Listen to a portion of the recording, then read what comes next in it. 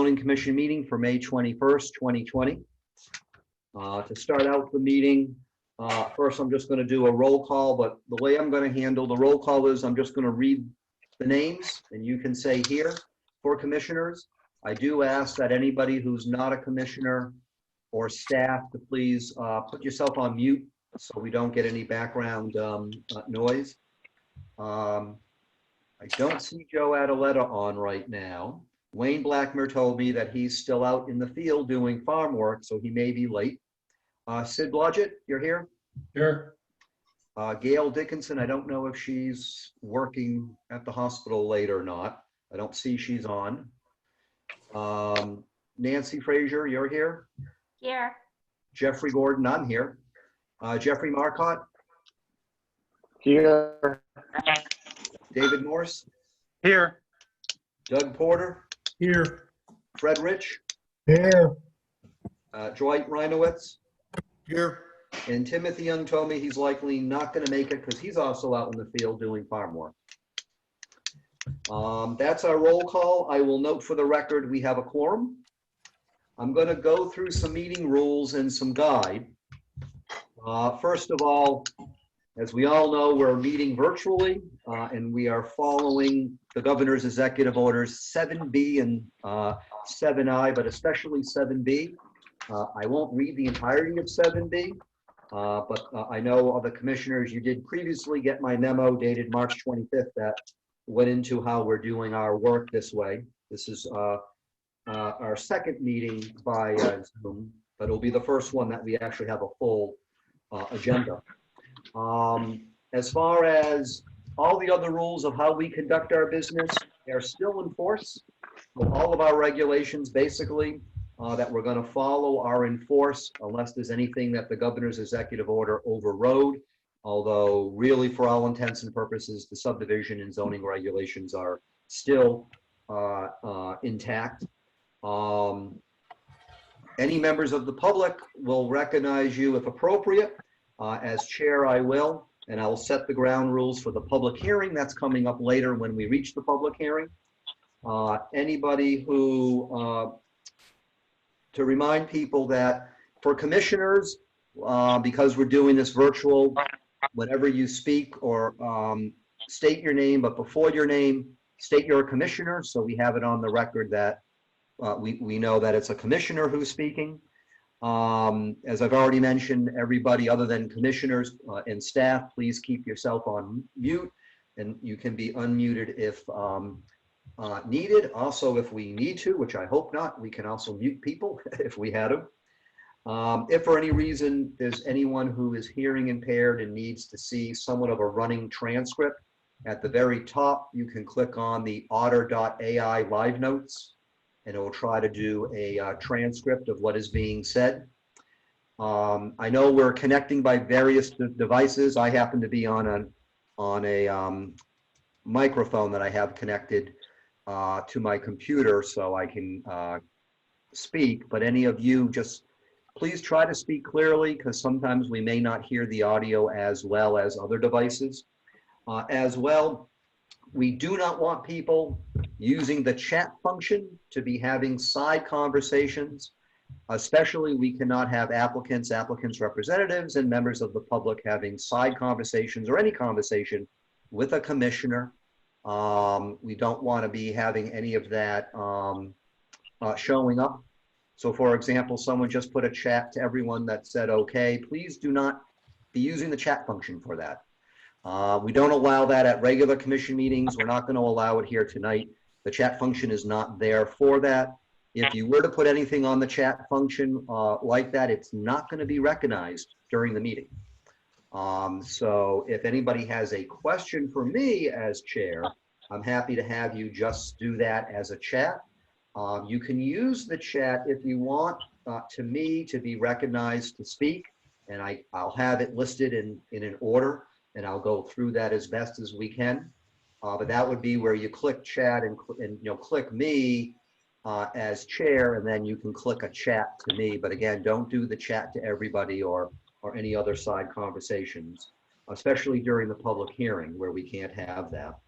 If anybody is on the phone and wants to, in a sense, raise their hand to be recognized, my notes say that you can hit *9, so that way you can be recognized for us to see that with regards to if you would wish to speak. Again, as I said earlier, we'll recognize people, and if anything is not in order to be recognized, I'll state it as well. As far as any of the documents, those have all been posted. I'll get into something additional about some that have not been, but that's for the public hearing. But basically, for all intents and purposes, the documents are online and they are readily available. If you click to the town website in the planning and zoning page, there's a whole list of them. And also we will, as best as we can, share a screen to show certain documents during the course of the meeting if we need to do that. I do ask that nobody else other than basically staff or myself share a document because we'll present the documents as we need to. As far as anything else, if anybody has any questions, as always, you can let me know and we can go accordingly. Does anybody have any questions now about how we're going to hold this virtual meeting and conduct things? Okay. I will state that I've actually, in a sense, attended some other Woodstock town meetings that have been virtual, and actually other towns, including Planning and Zoning Commission in other towns, to see how they've been doing it and how it's been operating, so I could prep myself. As far as designation of alternates, right now, I believe, as far as the number of commissioners, we have 1, 2, 3, 4, 5. I believe we have 5. So we're going to need, actually, right now, well, actually, Gail's joined us. Gail, you're on? I'm on. Okay, so I'll note for the record that Gail Dickinson is here. Good evening, Jeff. Joseph Adaletta. And I'll note for the record that Joseph Adaletta is here, so we'll just have to, Crystal designate Joe Adaletta and Gail Dickinson on their titles as commissioners. So that means we have 1, 2, 3, 4, 5, 6.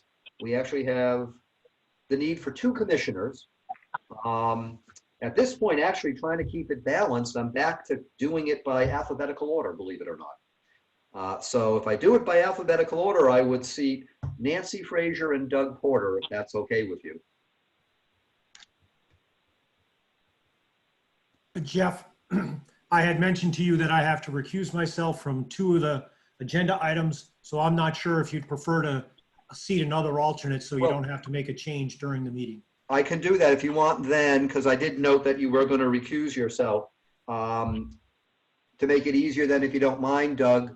I don't mind. I just as soon let it have a little smoother flow than having to maybe appoint an alternate when I leave, so. Which we would have to. Thanks for reminding me, because I had you marked down for 1, but I forgot that you had mentioned about 2. So Dwight Reinowitz, I'll seat you tonight, if that's okay with you. Yes, sir. All right. Jeff, you Yes. remember that I have to recuse myself on 1, right? Yes, that's new business part 2A. Yes, yep. Okay, And thank then what will you. happen is, are you needing to recuse yourself for that item as well, Doug?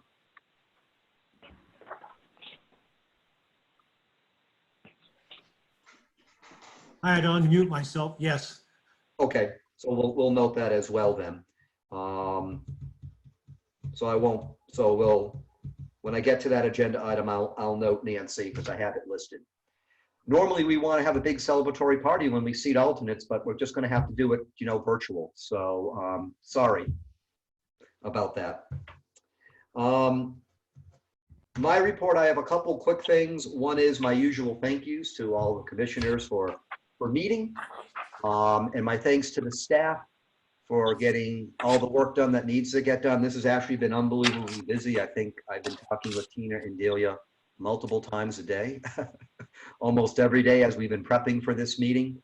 I will note that we weren't able to have our meeting 2 weeks ago because of a technical snafu. So this is a longer agenda than we would have otherwise planned, but we will motor through it and go accordingly. And I want to thank Crystal for working with us to get things set up for the Zoom meeting and getting everything posted on online. And as the usual, thanks as well to Cindy for the minutes and for Christine French for doing all the stuff she does as land use clerk. And I will also note for as well to, actually I'll do that later because we will have our budget review. I'll note an update about that at that time. Otherwise, I'm going to go to citizens' comments. However, this is for citizens' comments, not about any of the listed agenda items tonight, and it's not citizens' comments for anything to do with anything with the ZEO reports or any zoning enforcement items. Those will be considered out of order. Does anybody have anything else from citizens' comments? You can send me a quick chat. No? Okay. As far as meeting minutes, we do have 3 sets of meeting minutes. We have the February 20th regular meeting, we have the March 5th special meeting, and we have the April 2nd special meeting. And what is the pleasure of the commission if we want to take them all? Motion to approve. Julie? I'll second that. Dave Morse, Commissioner, I'll second that. Who was the commissioner that made the motion? Jeffrey Marcotte. Okay, if you don't mind, Jeff, for the record, just state yourself as a commissioner. Jeffrey Marcotte, Commissioner. Thank Not to you. be confused with Jeffrey Gordon, Commissioner. Commissioner Gordon. That's true. So the motion is to approve all 3 minutes? And any discussion? Yes. And who is that?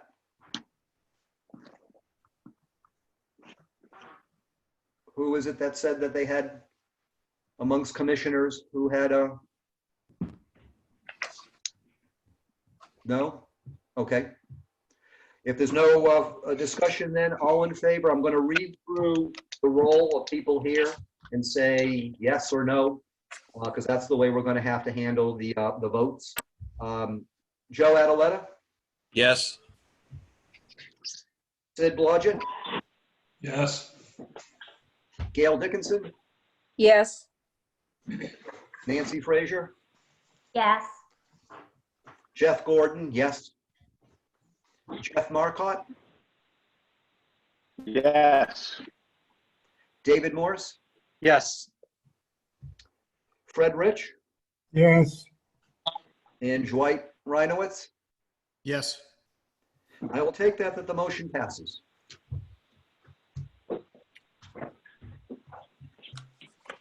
That takes us right now to new business.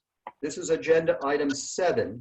If you'll note, we have 2 sections of new business. I'm going to explain why for the record.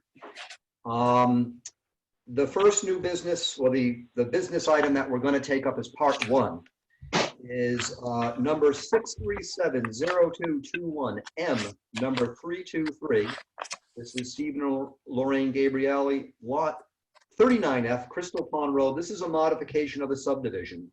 And I just want to state for the records, and also so that way members of the public understand what we're doing.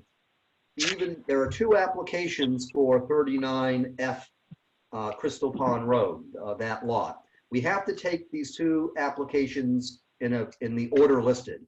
The first application is to modify the subdivision because right now lot 39F is listed on file as being non-buildable.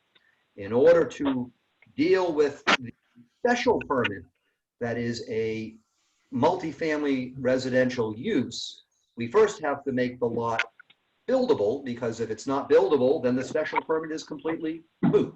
So we have to do it in that order. They are 2 separate applications.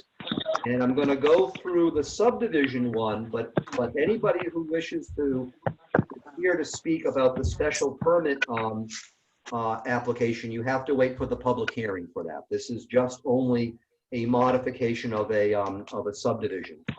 And so this one, for the record, I will note that this actually falls under what we consider by definition a minor subdivision applications per chapter 3, section 1, subsection A. We do have the application that we've received, and I'll ask for the record, Tina or Delia, This is a complete application? Yes, it is. I have reviewed it and they have paid the fees and have submitted everything that's required. Okay. I just wanted to make certain we had that on the record. This is for Adelia. that. I concur.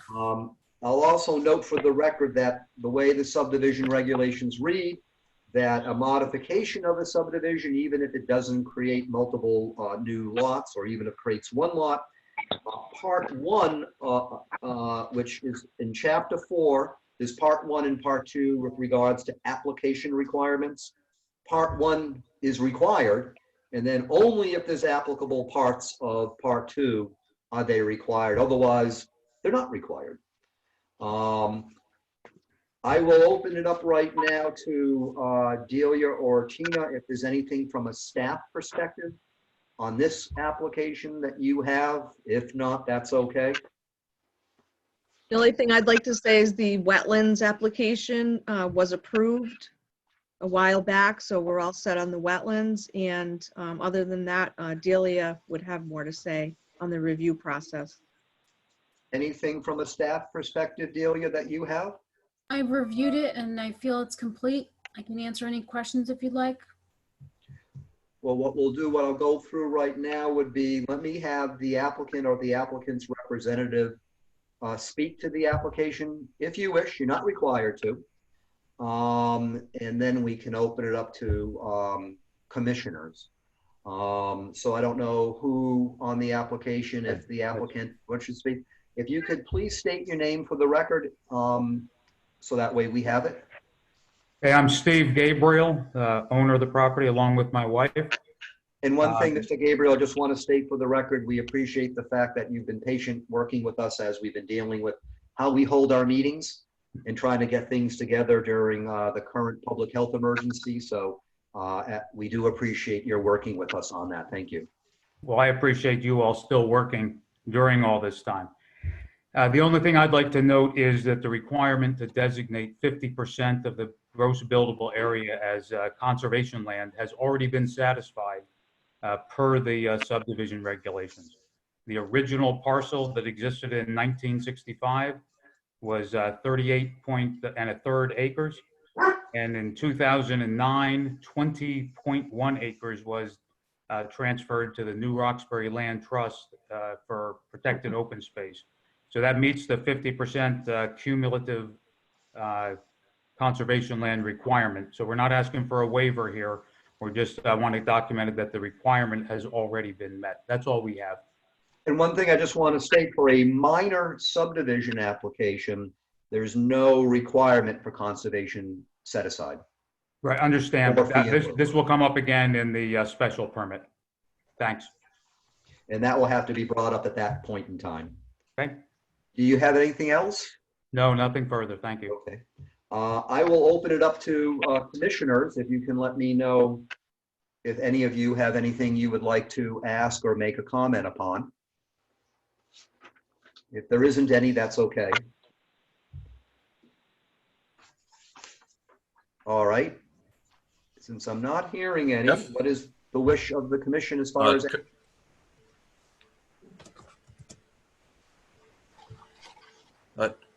Jeff? Yes. Commissioner Adeletta, just want to ask if you can expand a little bit more on your earlier comment about this first step being the stepwise process to go from a non-buildable to buildable. Sure. Thank you. And we've done this once before on a application. What has to happen is right now the lot is listed as non-buildable. So the special permit application can do nothing until the lot is designated as buildable. So what the subdivision modification application is, in a sense, is saying, okay, I would like to then create the lot, which is lot 39F, a single lot, which is the entire parcel under question, as a buildable lot. And then if that gets approved, that then allows us to take up a special permit application on a buildable lot. And do we know why it was not buildable or designated as not a building lot, and why it's okay to change it now? Delia, did you I can want to handle comment that, on yes. that?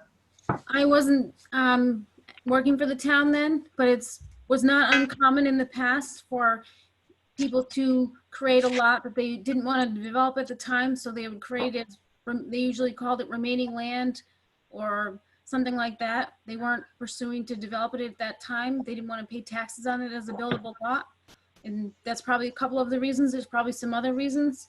And so it wasn't approved as a buildable lot. They could still farm it, but at the point at which someone wants to develop it, you have to then go through that process because it wasn't approved originally. It's kind of, if you imagine a subdivision the way you normally handle it, you develop all the lots at the same time and they're all proposed for development. So in this case, it's kind of like it just delayed that one piece. And so now you're just picking up where that one left off and they're applying to have it approved as a buildable lot. It's not dividing it any further. It's just changing that status to make it a legally buildable lot. And the lot lines are not changing at all, is my looking at the map. It's all one is doing is modifying to make it buildable. If that answers the question for you, Joe? Yes, it does. Thank you. Okay. Do any other commissioners have questions? Let me know.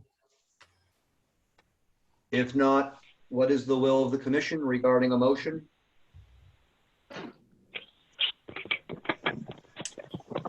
Move to approve the application to convert this to a subdivision. And I'll just note for the record, that's Commissioner Adeletta. I made the motion. Is there a commissioner who wishes to second? David Morse, I will. So Commissioner Morse has seconded. Do we have any discussion? Hearing none, I'll go through the roll. Joe Adeletta, Yes. Sid Blodgett, Yes. Gail Dickinson, Yes. Nancy Frazier, Yes. Jeff Gordon, yes. Jeff Marcotte, Yes. David Morse, Yes. Fred Rich, Yes. Mike Reinowitz. Yes. The motion passes. And Delia or Tina, you'll do whatever magic you do Yes. post approval. And the applicant will have to file whatever is required. So it all gets listed. Let me move my files here. That then takes us to agenda item 8, which is the public hearing. This is number SP 6380222, lot 39F Crystal Pond Road, multifamily residential development. There are a few things I have to note for the record, so bear with me. And then I will state the ground rules. I know commissioners know the ground rules, but I'll state the ground rules so that way the applicant and the public understand how we'll conduct the public hearing.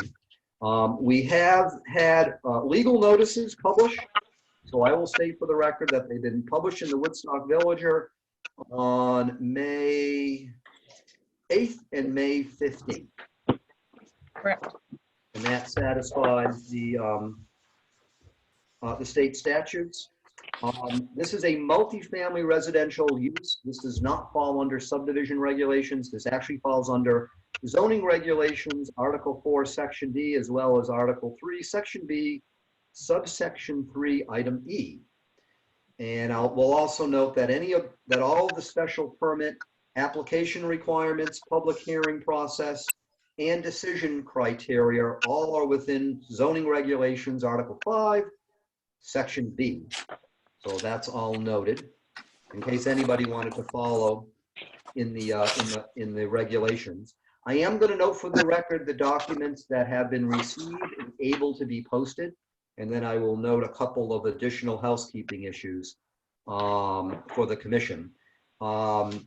Because we don't necessarily read every single word of every single document into the record, my noting these will enter them into the record. We have the application itself.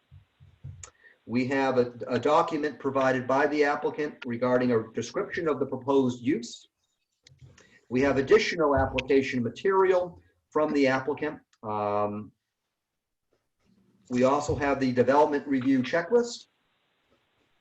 We have plans and maps initially dated from July of 2018, but have undergone a number of noted revisions, with the last revision date dated May 11th, 2020. We have a request from the applicant of April 3rd for an extension to hold a public hearing, and that's already been taken care of, although the commission itself, in its own authority, can do that because of the governor's executive order. We have Delia Fay's memo.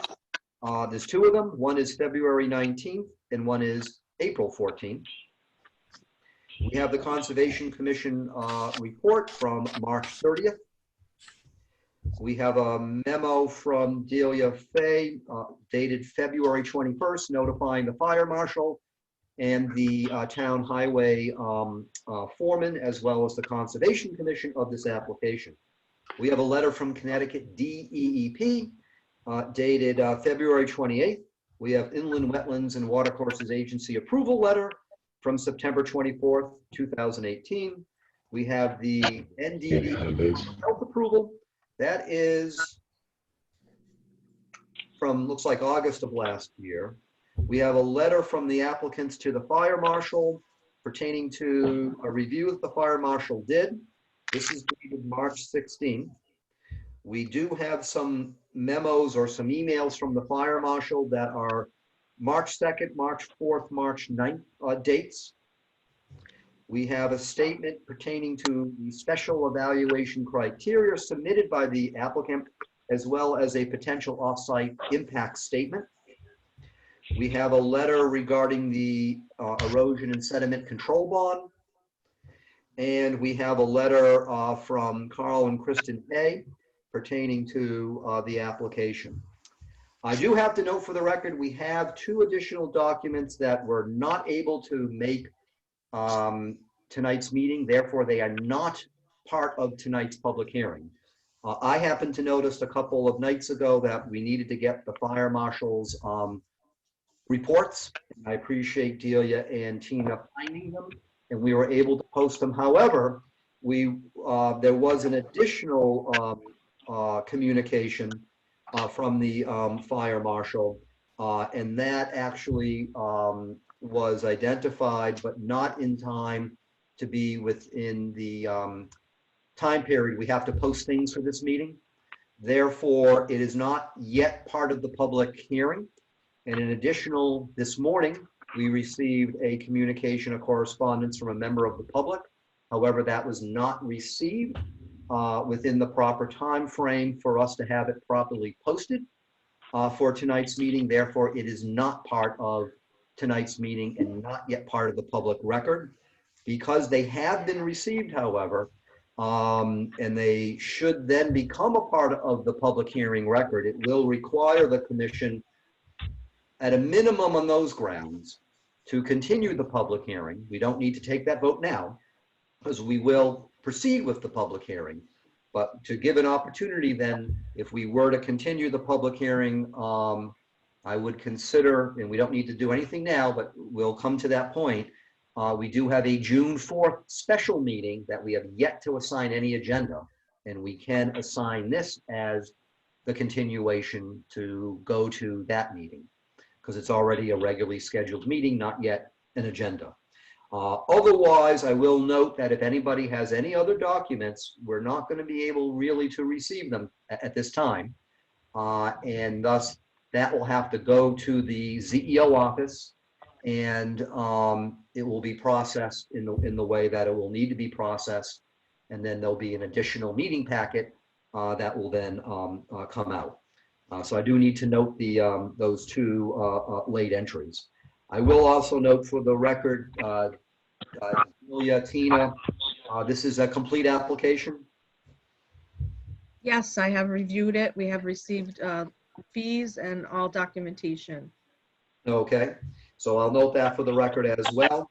And I believe there was a notice posted. Yes, the notice on the property, correct? Yep. Yeah. And then the property owners within 500 feet have been notified, and we have documentation of that. Yes, we do have documentation. There was one property owner that the address was incorrect on the postal card. However, she did contact me on Monday, and I do have documentation that she was notified by me regarding, she had seen the sign up on the property as Okay. well. And then I made sure to email her over the correspondence. Okay. And that may that seems to actually be okay with Governor's Executive Order 7I regarding, in part, personal notices and how personal notices go out Okay. in that. Thank you for stating that. And then just for the record as well, for the applicant, I don't see anything that there's any formal written request for any waivers of the application requirements. I'll ask the applicant and just state your name for the record. Is that correct? Yes, his name is Stephen Gabriel, and that is correct. We're requesting no waivers. We're meeting all of the regulations and requirements. Okay, I just want to make certain we note that for the record, so that way we don't have to go through anything in that regard. What I'll do is I will open it up as far as the public hearing. We'll go through a process where I'll ask staff and then the applicant and then the commissioners and then the public. I will let the public know that you can only speak if it's about this application. If you're planning to speak about this application and anything else, or wish to speak about something not about germane specific to this application, you will be out of order because this is a public hearing only for this one application. Any member of the public who wishes to speak for the first time, I'll give you 3 minutes to speak. If you have something new that you wish to speak on, and only if there's something new, I can give you 2 minutes. Otherwise, if it's the same that someone has already spoken on, then you've already had your opportunity to speak, and we won't have then a second speaking. And if you do wish to speak, you can send a chat to me, and I will keep a list of who wishes to speak, including commissioners. So we'll keep that straight. The time limit is not applying to the applicant, however, or to staff or commissioners. I will ask Delia or Tina, from a staff perspective, is there anything you wish to say about the application? No, I do not have any comment. I'm available for questions though. I'm sorry, Delia, I can't hear you. What? I'm available if you have any questions. Okay. I will open up to the applicant or the applicant's representative. If you wish to speak on the application, you're not required to, but you are welcome to if you wish to have the opportunity. Just please state your name again so we have it. My name is Stephen Gabriel. I'll be brief. I know your time is valuable here. Our vision here is to build a family compound to set the conditions for my wife and I to age in place and to create a center of gravity for family gatherings up at the lake. Our proposed development consists of a single duplex building with 2 dwellings, one for my wife and I, senior friendly, both of these. The other one for my aging parents right now, perhaps one of my siblings in the future, and perhaps one of our children in the future as we get older. We also have 2 detached garages. One of the detached garages has above it a accessory apartment as defined in the zoning regs, potentially for use by an in-home caregiver if that ever becomes necessary. We're proposing 4 guest houses, cabins down the hill toward the lake for family and friends and our kids to come visit. These will meet the requirements of the zoning regulations for guest houses, for temporary use, no kitchen facilities, not to be rented to the general public. Will meet all of those requirements. And then finally, down by the lake, indoor-outdoor picnic pavilion with a full kitchen and a bathroom, a wood-fired pizza oven. That's our vision down by the lake for just hanging out. Our proposal satisfies all of the special permit evaluation criteria listed in the zoning regs, Article 5, Part B, and that you have my correspondence on that. I'd like to be clear, we are not asking for any deviation or variance or relief from any regulation or requirement or statute. We are meeting all of the regulations that are in effect right now. We do understand this is an out of the ordinary request. This is not your typical building, residential building. We understand that, and then therefore we know there's probably questions about it.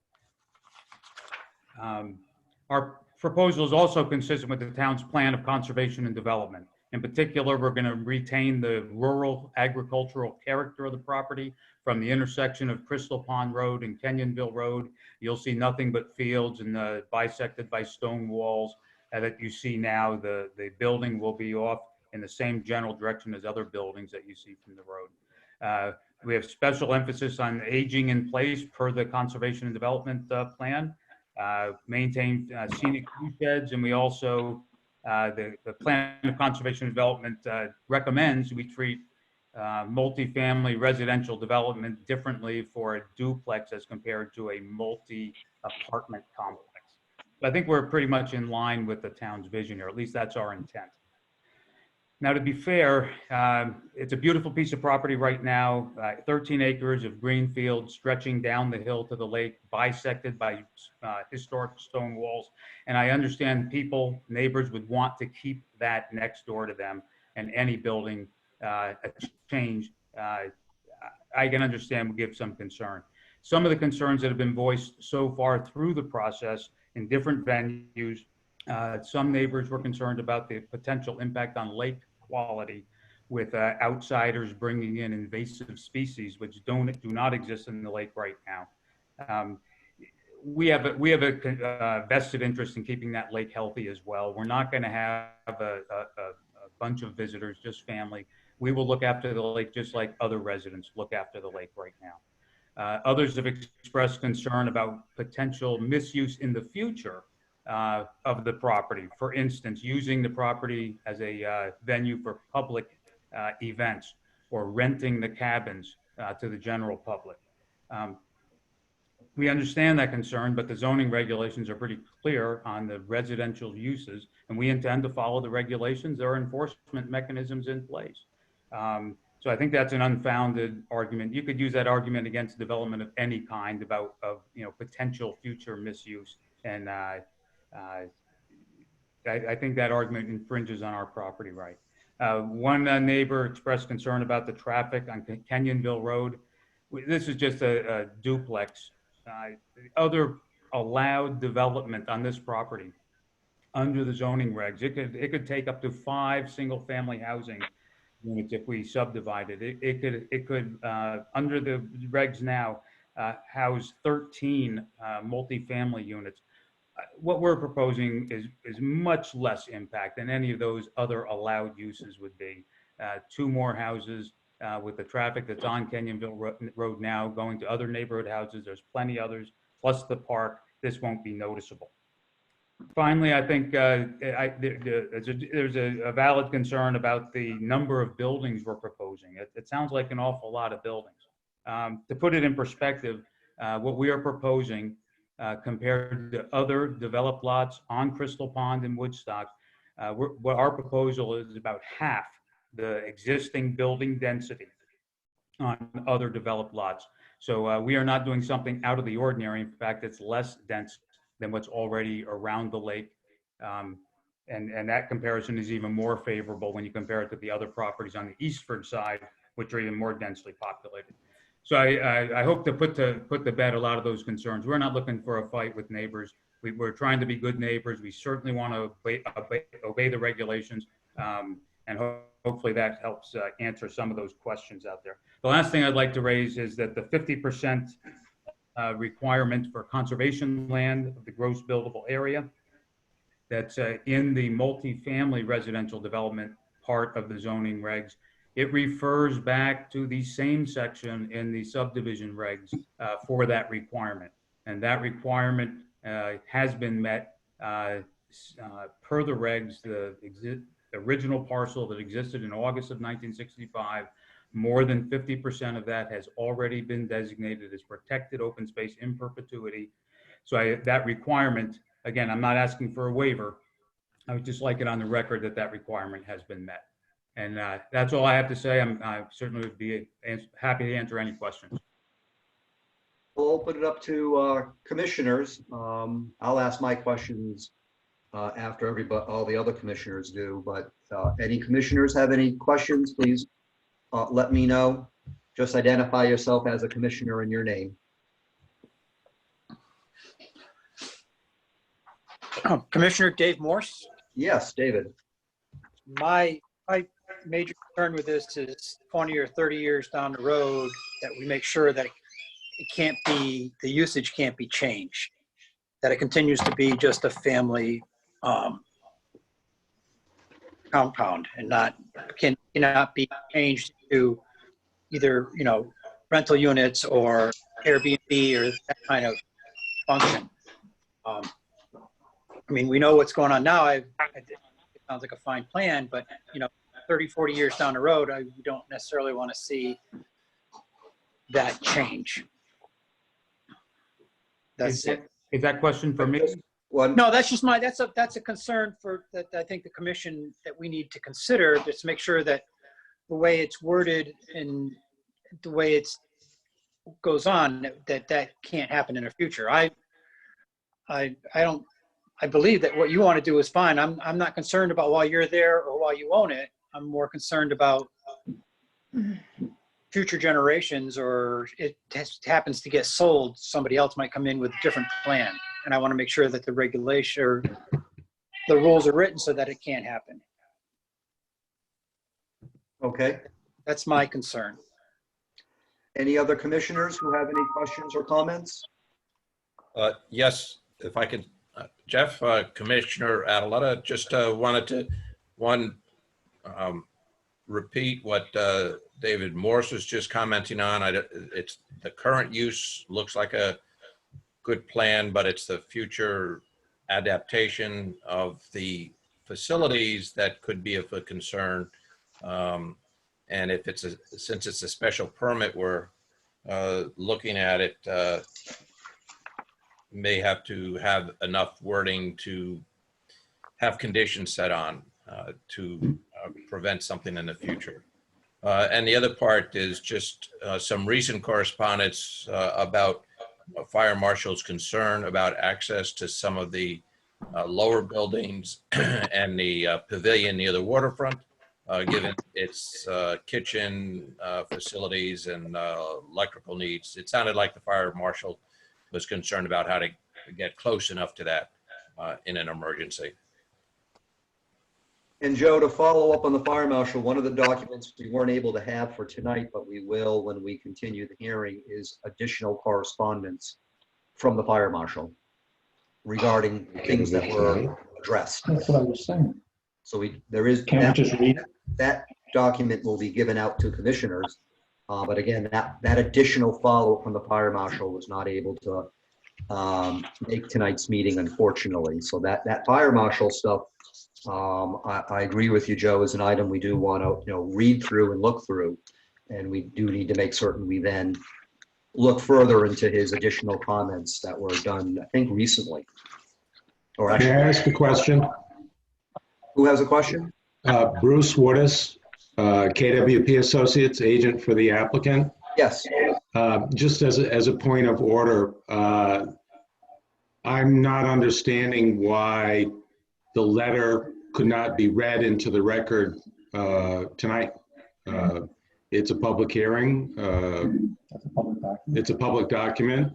Why couldn't it be read into the record? It was not able to be posted in time for the governor's executive order for the purpose of this meeting. Therefore, members of the public and also right now commissioners do not have printed copies of it to read. You can reference it, however, I will not state as chair that that would meet the governor's executive order criteria.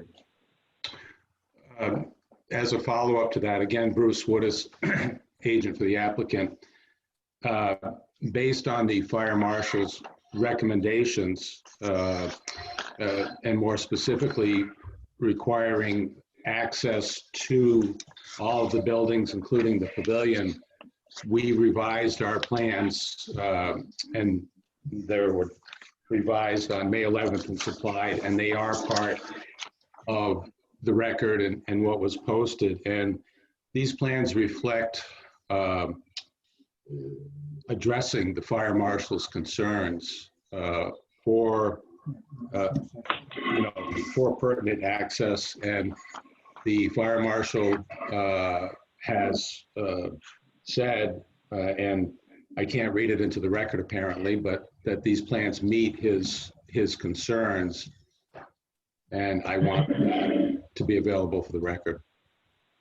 Right, at this point in time, the ruling by me as chair is because this one additional follow-up document from the fire marshal was not able to make the posting that is required by the governor's executive order.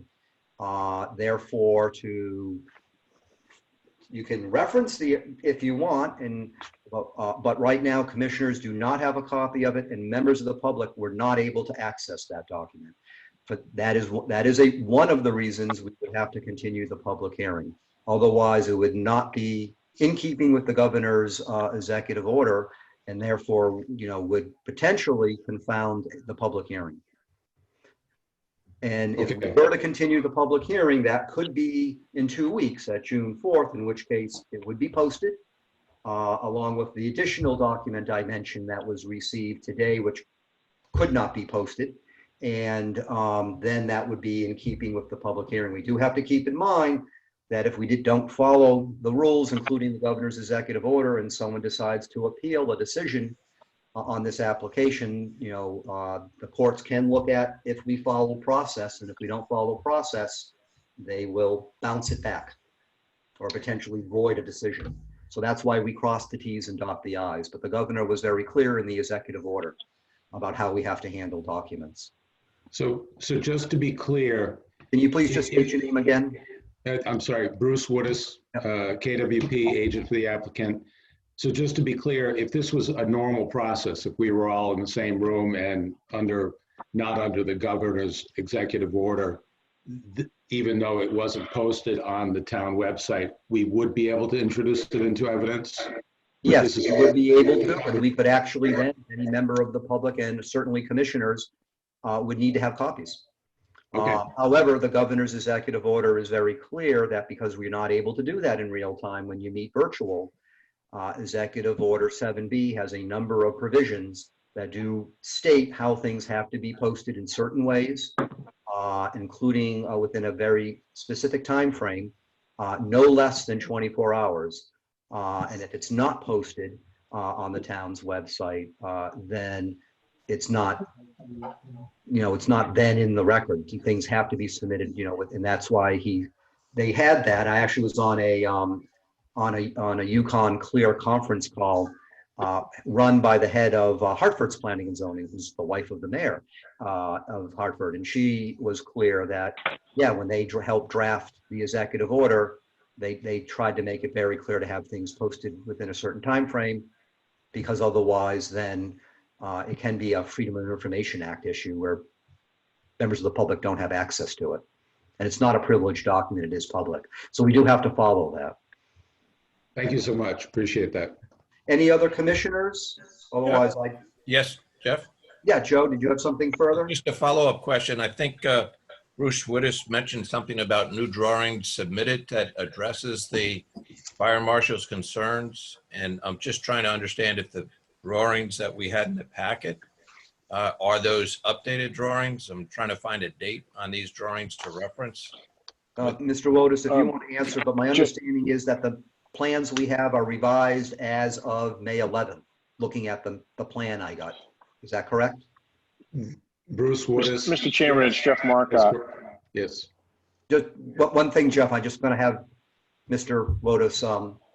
I just thought it would be pertinent that I clarify, because I'm not sure that Mr. Woodis knows what we have. But yes, Joe, in the packet, the front page of the three show it maps that we have, and if you look in over on the right hand side, not the far right box on the lower right, but the second to the left, or the second to the right, and it says 5/11/2020 added driveways and dimensions.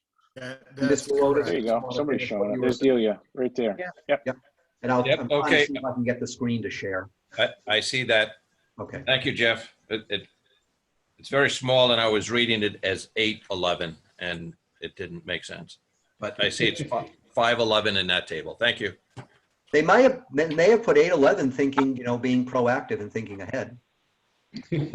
So, was there anything further, Mr. Otis, you were trying to answer about that, or was that answer it? No, I was just trying to address Mr. Adeletta's concerns, but without him being able to see the actual final document from the fire marshal, he can't compare the plan and the document. So I guess we're just going to have to, it's unfortunate, but we'll just have to wait till the next meeting. Does any other commissioner have questions? I'll ask a couple of questions that I have. I do. This is Gail Dickinson. I have a few questions. All right, go ahead, Gail. One is for Delia Fay, which is there anything to prevent in the future someone asking for a home occupation permit on this site for B&B and renting those 4 cottages, with allowing the pavilion to be used as a kitchen?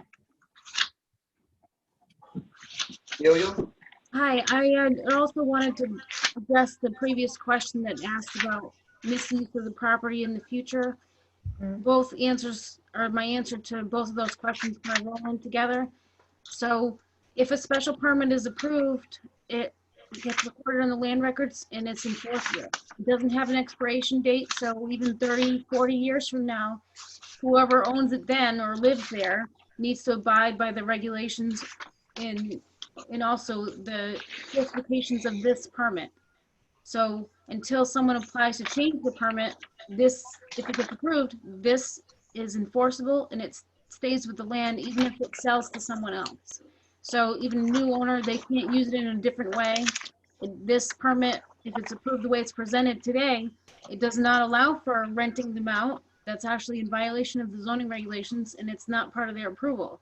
So if their approval is approved the way it's presented, it does not involve renting them out.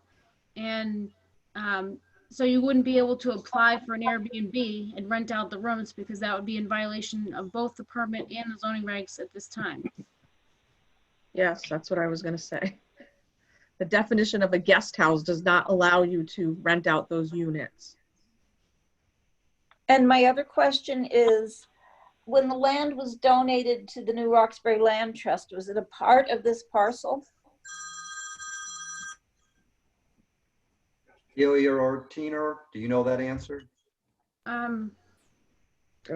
This property came from the same property that existed in 1965, and the regulations refer back to that date because that's August 31st of 1965 is the date that Woodstock first adopted subdivision regulations. That's the date that we use, for instance, if someone's eligible for a free split, their lot has to have been the same since then. That's that very important date that we always look at. And so the property that this parcel came from was all one property at that time. It was then subdivided. Sorry, I don't have the date off the top of my head when it was subdivided, but this piece came out of that subdivision, not as a buildable lot. And the open space came out of that parent property as well. And that's what the regulations refer to if property had become open space from that original parcel that existed all the way back to that date. I'll ask a couple of questions. I'll make a comment before I ask a question. I'll just note for the record that the applicant has already mentioned about trying to take efforts to protect Crystal Lake, which I appreciate, and certainly noting DEP's and Conservation Commission's comments, but especially DEP's comments. So it certainly is appreciated to hear about wanting to do what one can do to protect the lake, which is a very, very nice lake and one of the few lakes with really wonderful water quality. The other is the ENS control bond. That is, the amount is it 8,108? Did I read that correctly? If either the applicant or the applicant's representative wanted to answer that. Am I correct with that, or what is the number? Let's see. I think it was that much. Steve Gabriel, I don't have that number in front of me. I'm trying I to find the submitted it document. with the application.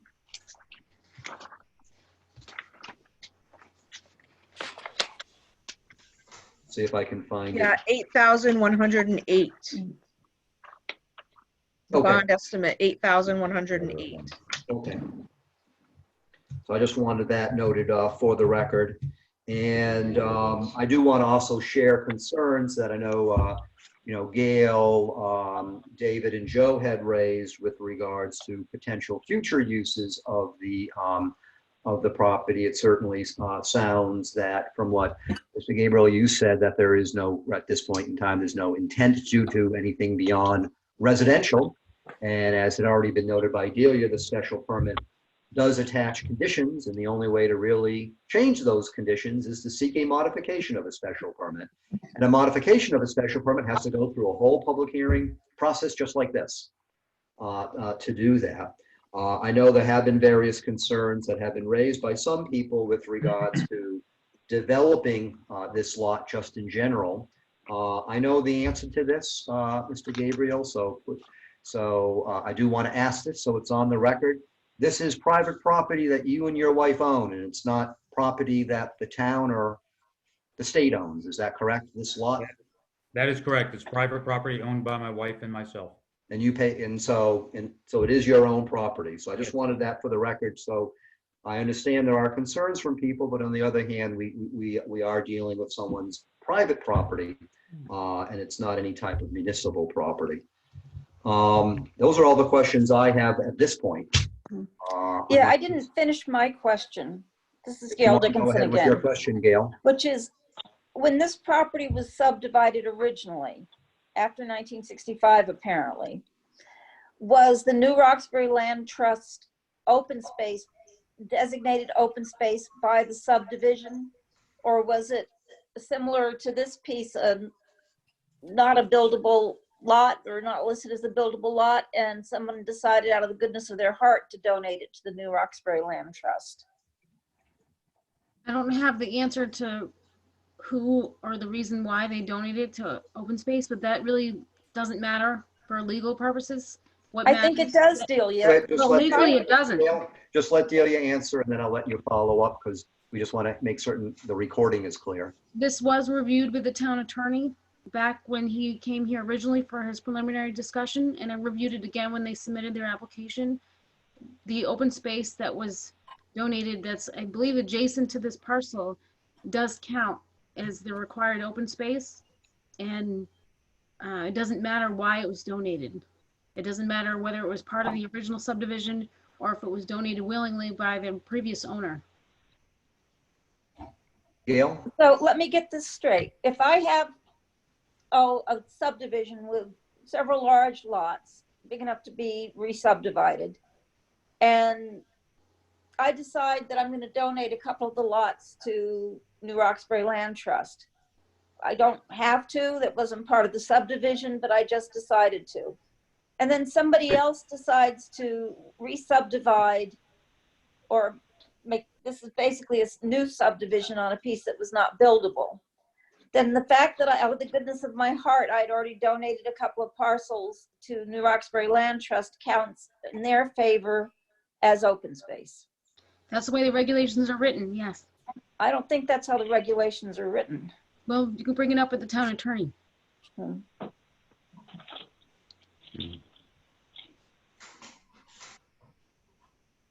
I just wanted to understand more, Gail. What were you, I'm trying to understand what you're saying. You're saying that the Well, set aside has not been met? Well, I'm not sure that it's been met, because if this was designated open space as part of the subdivision, then it's probably been met. If this was another lot like this one that was not a buildable lot at that time, and someone decided out of generosity that they were just going to donate it, then I don't think it applies as the legal open space. Well, the open, if I could address that, Jeff? Yes, go ahead. Again, the open space requirement is not a requirement that you exact something from each property. The way the regulations are written, and I can look it up for you if you'd like, that it refers to open space coming out of the parcel as it existed back to that date. Back to the subdivision date. Yeah. But what was the subdivision date? No, back to the date of the adoption of subdivision regulations on August 31st of 1965.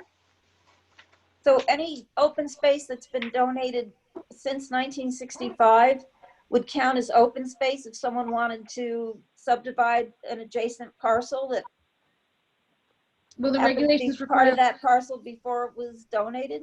the regulations require 50%. So if it met the requirement for 50%, then yes, it should. I'm not sure I agree with that, Delia.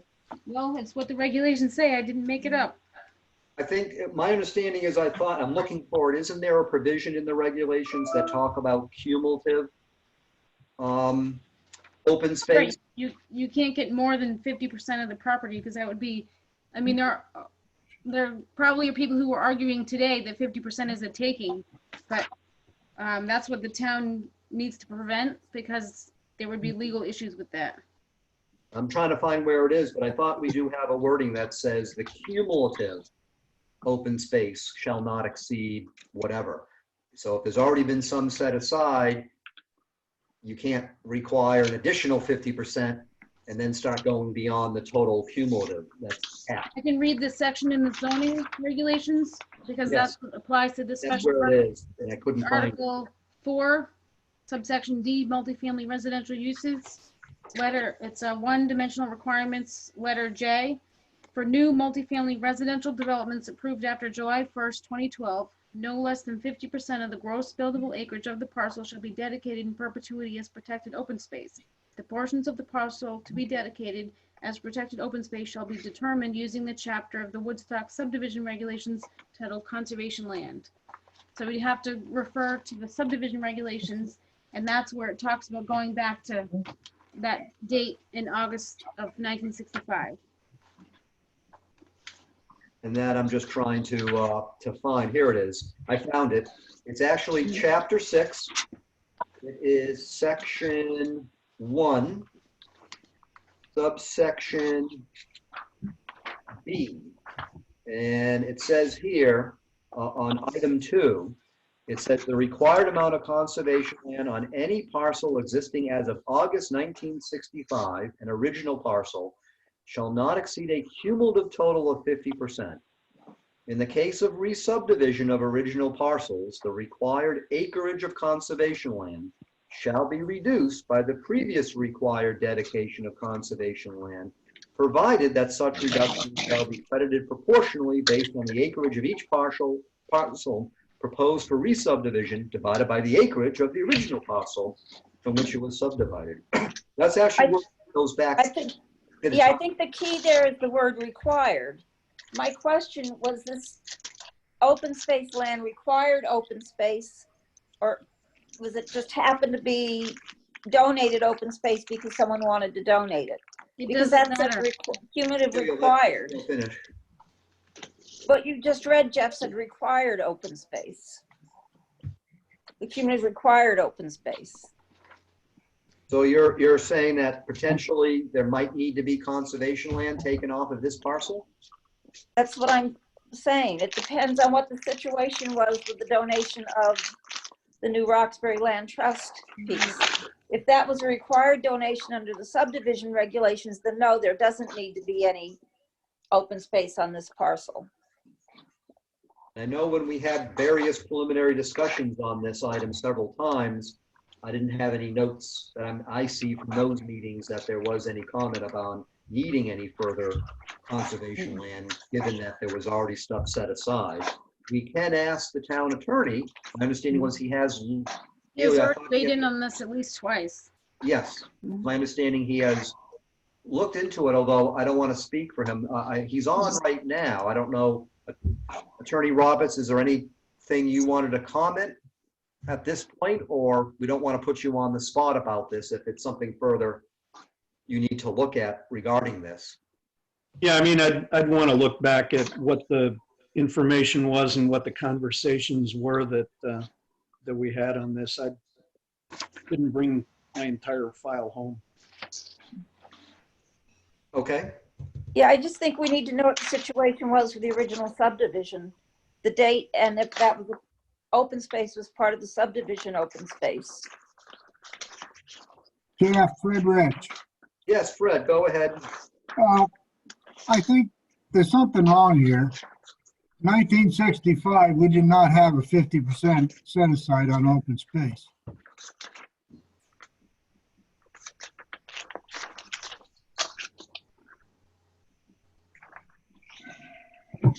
Either your date's wrong or the 50% is wrong, but they don't go together. They can't. No, it's not saying the subdivision happened then. That's when the town adopted the Correct. regulations to do subdivisions. Right, but it wasn't 50% set aside. No, I agree. So I guess what we'll need to do is to look into this. We'll ask then Attorney Roberts to look into it and see exactly where things stand. But we do know there has been land already that seems to have been set aside in one fashion or another that otherwise would seem to meet not having to do more, but we'll have to look into exactly what is the legal aspect of that to answer your question, Gail. Yeah, and I think we need to know the date of the original subdivision and the terms of the original subdivision. So we'll put that as an item then that we will be looking or will have looked into and reported back to us then. Okay. Okay. Any other questions or comments from commissioners? Yes. Another one, Jeff? Joe, and then Sid, did you want to afterwards? Sure, after Joe. Okay, Joe, go ahead. Okay, sorry, Sid. Sorry. Just wanted to check with Tina as to how the conditions that are now in the narrative part of the description, just a family compound, it's only meant for immediate family members or friends, that the pavilion is only for cooking for guests in the cabins, all of the narrative that's presented, which sound very good. How are those memorialized in the special permit as specific items so that the ZEO 30 years from now could easily look back into the record to say, all right, these were the conditions that special permit is approved, and doesn't have to dig back into minutes or other Yes, files? absolutely. Okay. So, Sorry, the approval is in the land records, and it will be very specific with what is placed on the record when you approve. It'll name all the conditions on that document. okay. Tina has to file a notice of special permit that details everything about the approval, in addition to what goes into the minutes. And in the file, so it will be Okay, on the land records. It just seems like some older applications that had to be researched seem to have lack of clarity as to what conditions were or where the paperwork was. So it became difficult for the commission to decide what the current state is because the previous state was not well documented or well preserved. So, So happy you understand the difficulties of our job. yeah. Yes, we're very careful. I mean, what happened 20 years ago, it's a whole different time now. We have to document everything. Thank you. Thank you, Joe. Sid? Yep. You had some questions or comments? Yes, Commissioner Sid Blodgett. Just rewinding a bit to the issue that Gail brought up about the date of that subdivision. If Attorney Roberts could also please look into what other buildable house lots were created, showing the entire parcel at that time, I think it would help to figure out how much open space was created, how many developable lots were created, and that might help move this forward. Okay, yeah, obviously I'd need some assistance from either Delia or Tina to get that information. Okay. So we'll mark that down on our action list then to be looking into. Did you have anything else, Sid? Well, yes, on that. What Joe brought up was interesting, and I certainly agree that certain conditions need to be clearly mentioned. The Conservation Commission provided some input. Delia responded to it. I just encourage the commissioners to review that maybe one more time, because there are certain items in there that I think are borderline. Well, we need to decide whether they need to be written into the approval or not. You know, hardscaping along the pond, a grass buffer to discourage geese, rain gardens regarding stormwater. Those are all great things, but we should decide at some point whether they need to be hardwired into this approval or simply considered and suggested. No, I understand.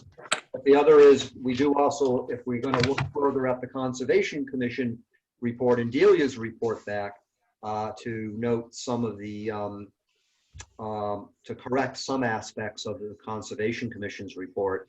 We also have the DEP report from the state on some aspects. So if one's going to look additionally at the Conservation Commission report, should also look at DEP. So one's looking at the entirety, and DEP didn't seem to have any major concerns, but certainly one can look further into that as far as what we think or don't think when we have to make any deliberations regarding the special permit. Does any other commissioner have any other questions or comments? Otherwise, I'll open it up to the public. Okay. This is Gail Dickinson again. Just one quick question. Yep. It's actually not quite north, but the top, there's a relocated right of way. Is that already done with everything? All the I's dotted and T's crossed. That Mr. driveway is no Gabriel, I'll longer let you there. answer that. I'll let you answer that aspect that Commissioner Dickinson asked. Just have to unmute yourself. I don't know if they know who you're asking to speak. Mr. Gabriel, the applicant. There it is. Yes, Steve Gabriel, the applicant. Yes, that right-of-way was moved at the time of the subdivision in 1991, when this parcel was created and the other lots were created in this subdivision. Okay. Anything else from commissioners? I'll open up to members of the public. I will ask that you state your name for the record. You do have to speak on the application only, not anything else outside of the application. And, to speak for the first time, we'll limit you to 3 minutes. If someone does wish to speak, please let me know. Okay. Is there anything further from the commission? No, hold on. Hold on, I want to talk, please. And who is that? You need to let me know who you are. I'm sorry, sir. My name is Carla Charette. I am the person who was not notified 10 days prior to this meeting. I live at 197 Crystal Pond Road. My property abuts the property in question that is or was a non-buildable lot. A lot where the deer and the fox and the woodchucks and the rabbits all are, where the eagles and the birds live, where they will not be if this does happen. I had questions in regards to the zoning regulation for the 50% also, but it looks like you're going to be looking into that. I read that no multi-family structure shall contain more than 4 structure dwelling units.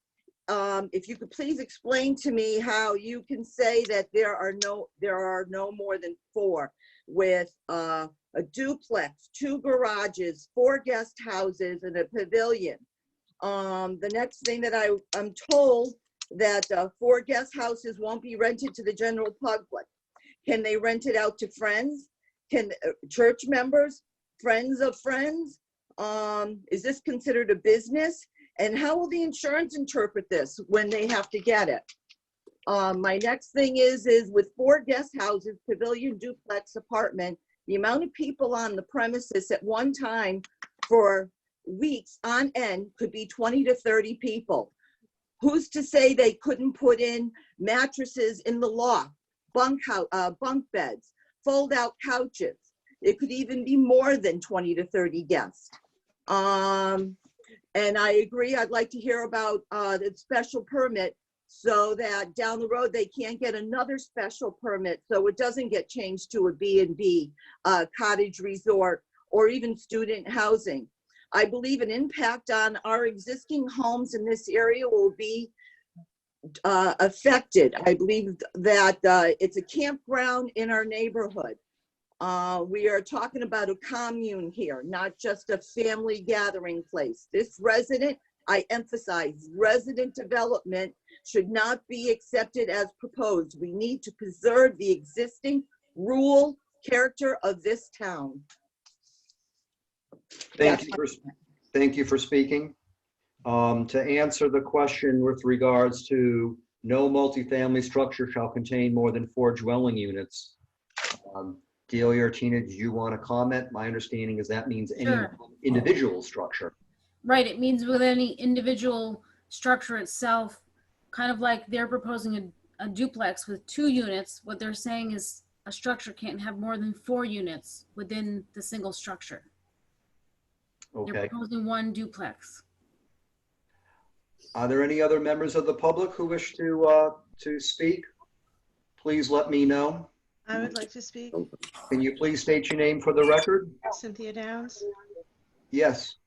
I am just very concerned about the 4 cabins, and I know that you're looking into, I understand that it's a special permit and that it's going to be in stone and all of that, but it just lends itself to future commercial use, and that's our biggest concern.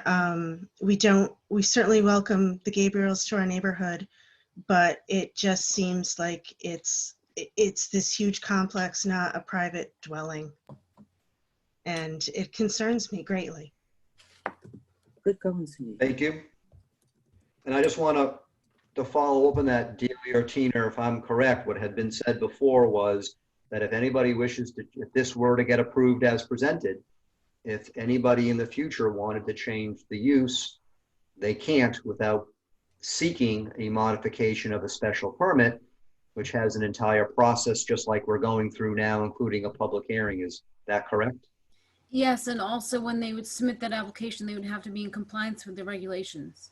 So if the regulation doesn't allow, whatever they're asking for, then they could not get approved. It just Okay. seems. No, I'm just going to ask you just to hold for a second because we need to be recognized. Was there anything else further on that, Delia? There were a lot of questions in there. Which Okay. do you want me to? I'd have to have you go through them again because I didn't write them all down. Well, if you had something very quick in follow-up, Ms. Downs, otherwise we'll move on. Yes, it has to do with the same thing with the 4 extra cabins. It's just, if it's already there, it's too easy to turn it into something commercial.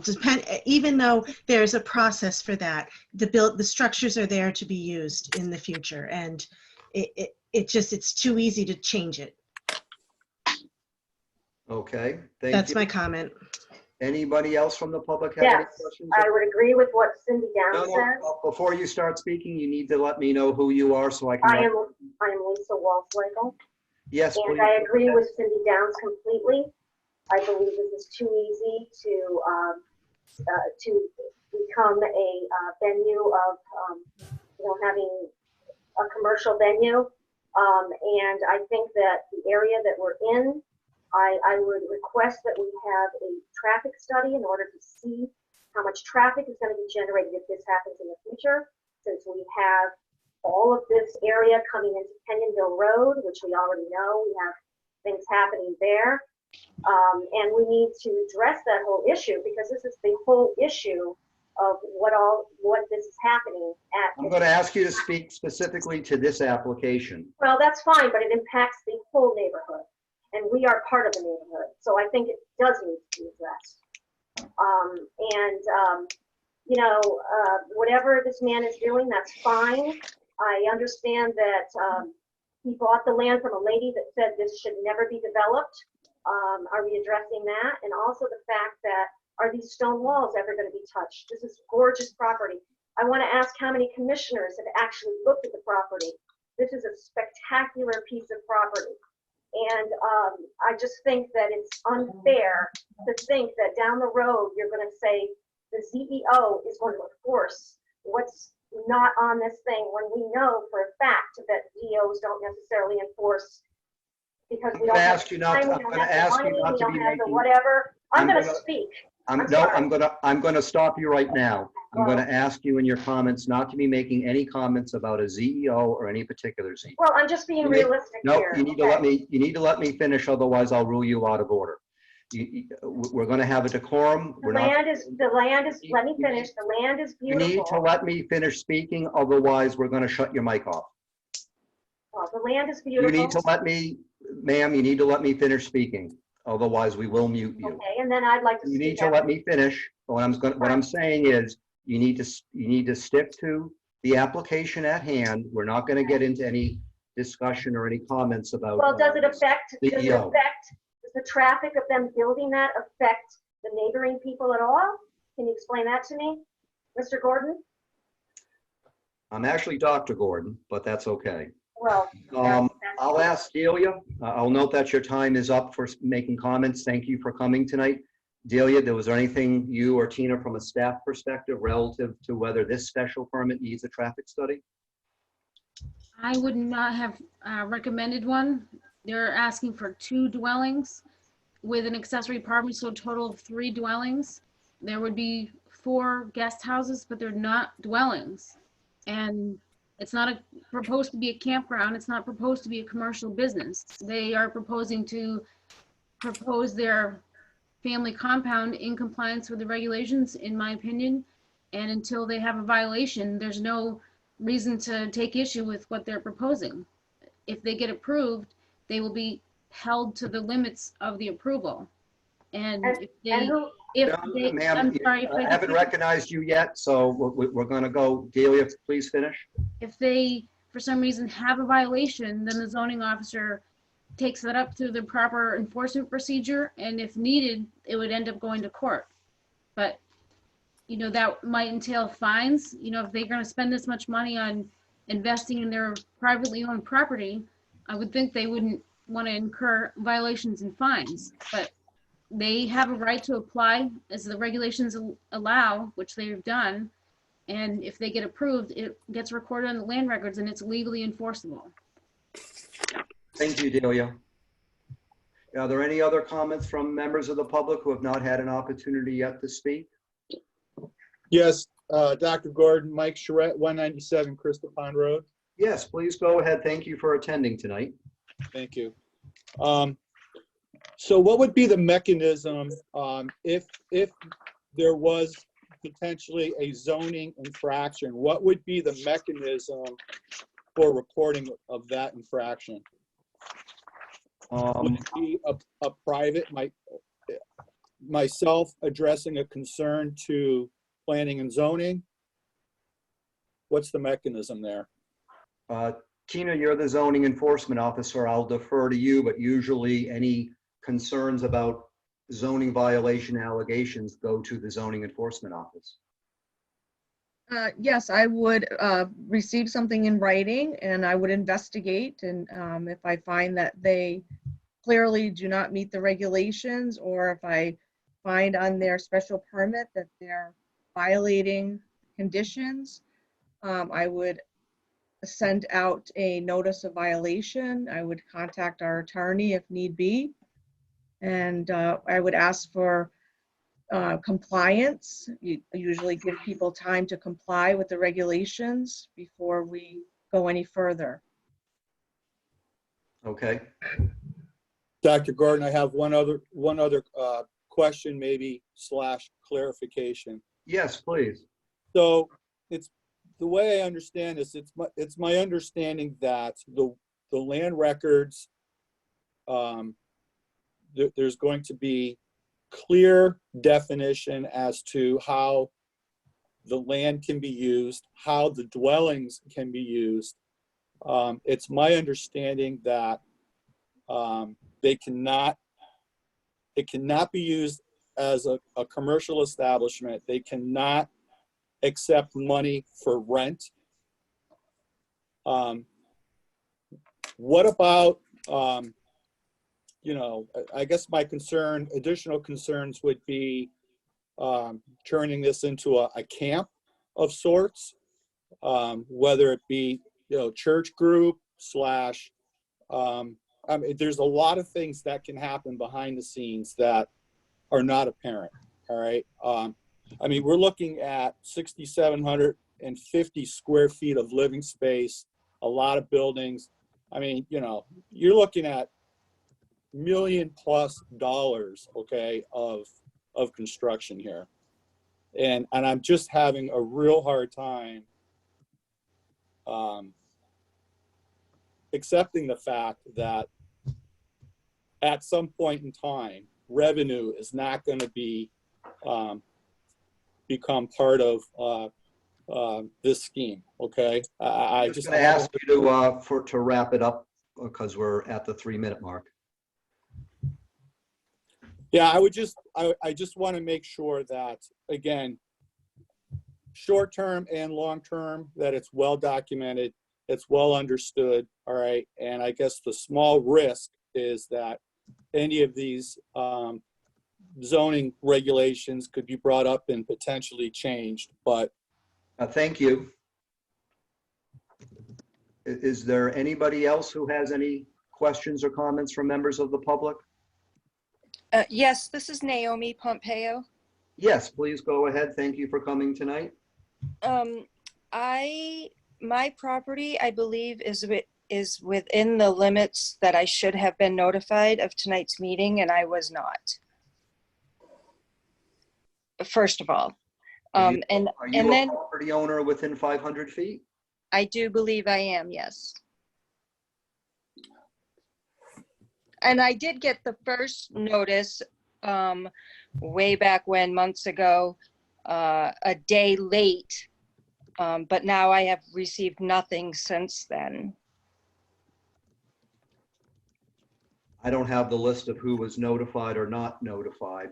I have the list. What is your address? 209 Crystal Pond Road.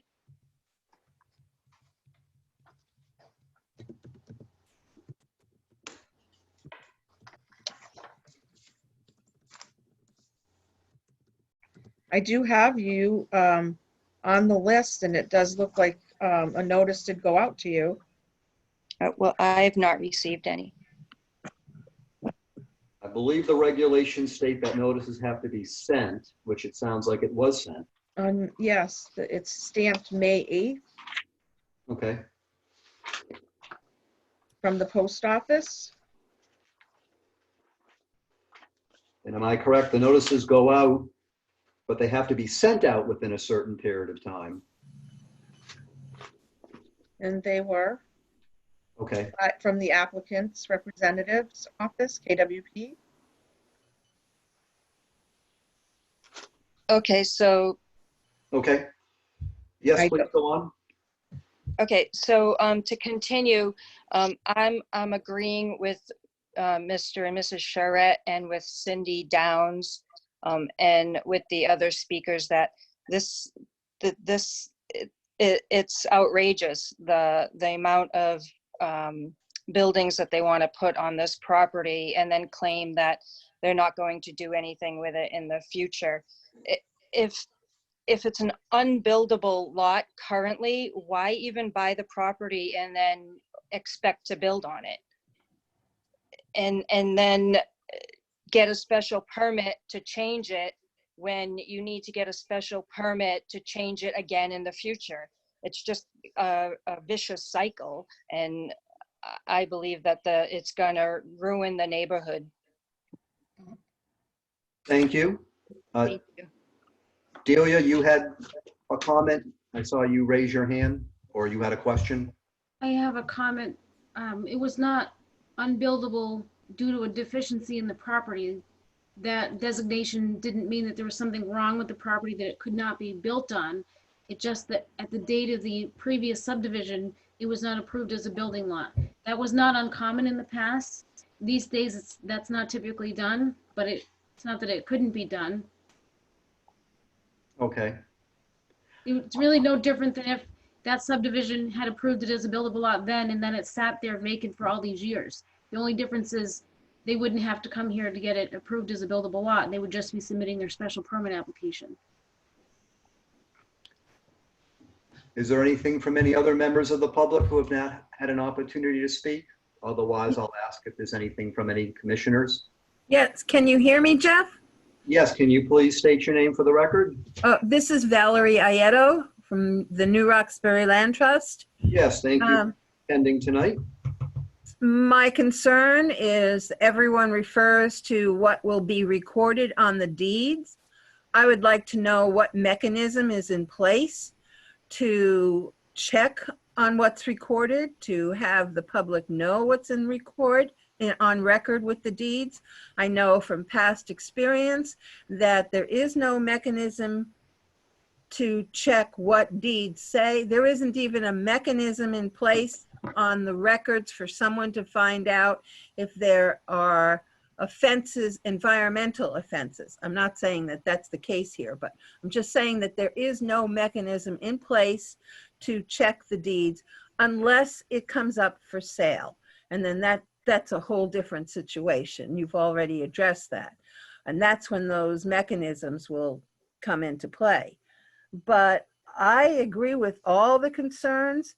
I think that also on Mr. Gabriel's application, he said he would like his children to come and use the space, the cottages and everything, but there's no guarantee that they will. He doesn't know that they will for sure. And for how long? Life changes every single day. And although I commend his intentions, intentions change according to life. What happens if there is a tragedy in the family, a divorce, or what happens to the property if they decide for some reason, health reasons, that they actually have to go elsewhere? What happens to the property? Is there an LLC that this will go under? Are they going to have an association that will oversee all of this? If they cannot, they say that this is going to be their lifelong residence for when they get old. What happens when they can no longer dictate how things are used? Again, I commend his intentions, but life happens. And I think that this goes beyond the scope of what the original owner intended for her land. And, you know, that's all I have to say. I think that this goes beyond the use of for family only when there's a pavilion in place. And according to the state, their definition of a dwelling is a place where someone sleeps. It doesn't reference a kitchen or anything else. And it would be very simple to put in a little kitchenette. And we don't check each other on whether or not the person staying in that cottage is a relative or a stranger. We don't check if they're going to be paying rent. I'm just going to ask you to wrap up your comments, please. Okay, I guess I'm done. I'm just very concerned where this is headed in the future. Thank you. I know we had Delia raise her hand and then Mr. Gabrielli, so I'll go in that order. Delia, was there some question or comment you had in follow-up? Yes, I had a few. One of them would be that any interest of the previous owner, if they haven't put a deed restriction on the property, it extinguishes when she sells the lot to the next person because they have their own rights as the property owner. And then if the application is approved, there's so many days before legal notice has to be published in the newspaper, and then so many days for an approval letter. This is a special permit, so in the past I've done them, but you know, Tina could do it or we could work on it together.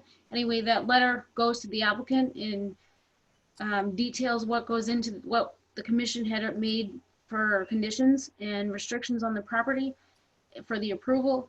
That goes into a letter to them, and then a notice of special permit which details that approval gets filed on the land records. This is in addition to the record of the meeting, which is the minutes that get filed into the minutes. Both of those are located in the vault in the town clerk's office.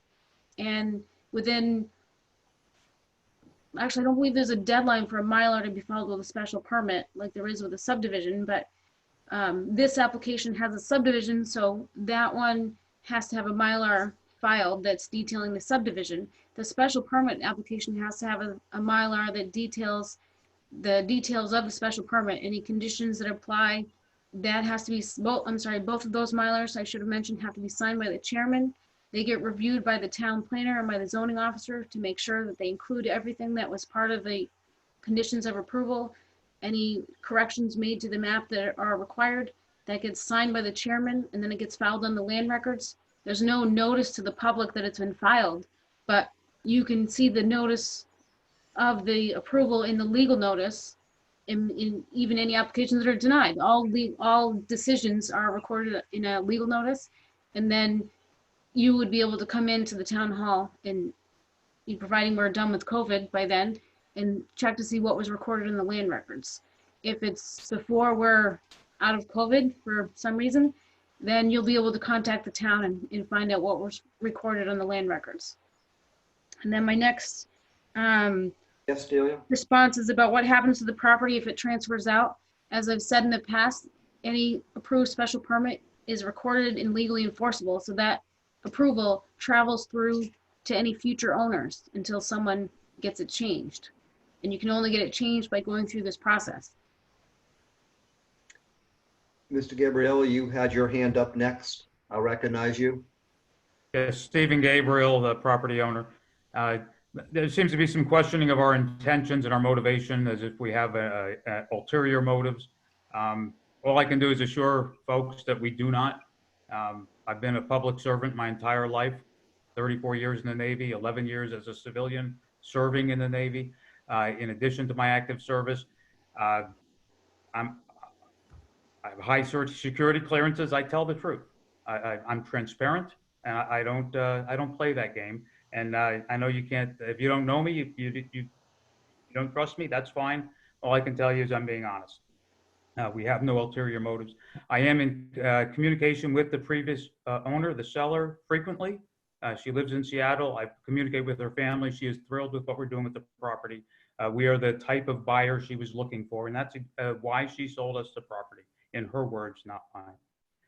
As far as the concern about future use, I understand that none of us live forever. We're going to go sometime, and there's going to be a future owner. And that's what the zoning regulations are for. There are permitted uses, and we are asking for a special permit for the permitted uses. And if somebody in the future wants to change the permitted uses, there is a process, as the chairman said. So I think that's unfounded concern, because there is a fair, transparent process to deal with those concerns if they ever come up in the future.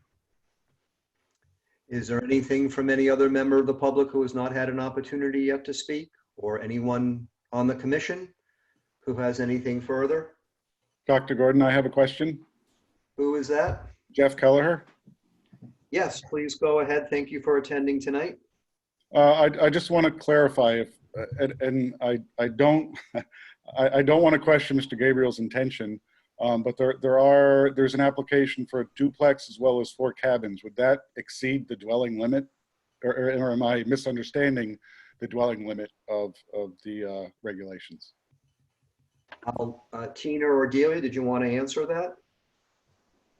I can answer it unless Tina wants to. No, you've been researching more than I have. Delia, go ahead. Go ahead. Okay, I'm just looking through the zoning regulations to find the place that I want. This is the community district, and residential uses are a permitted use. Multifamily residential uses are a special permitted use.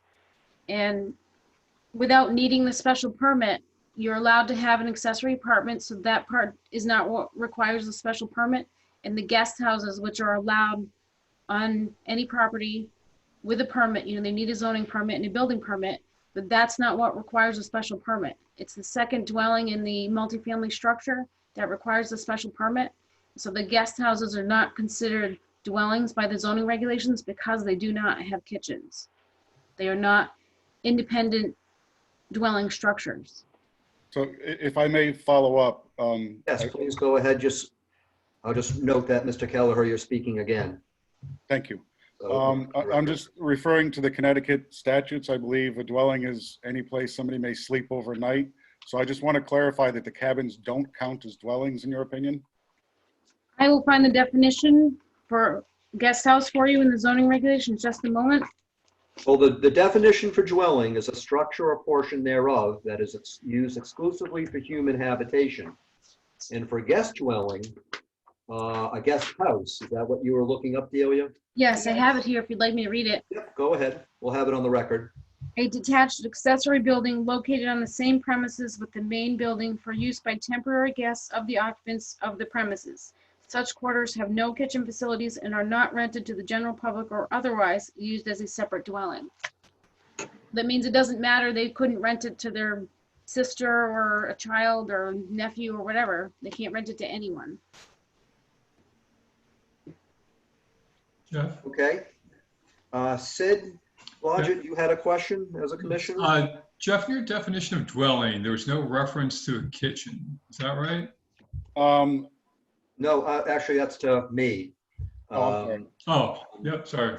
Yeah, yes, the definition, this is in zoning, says, well, they're in both regulations.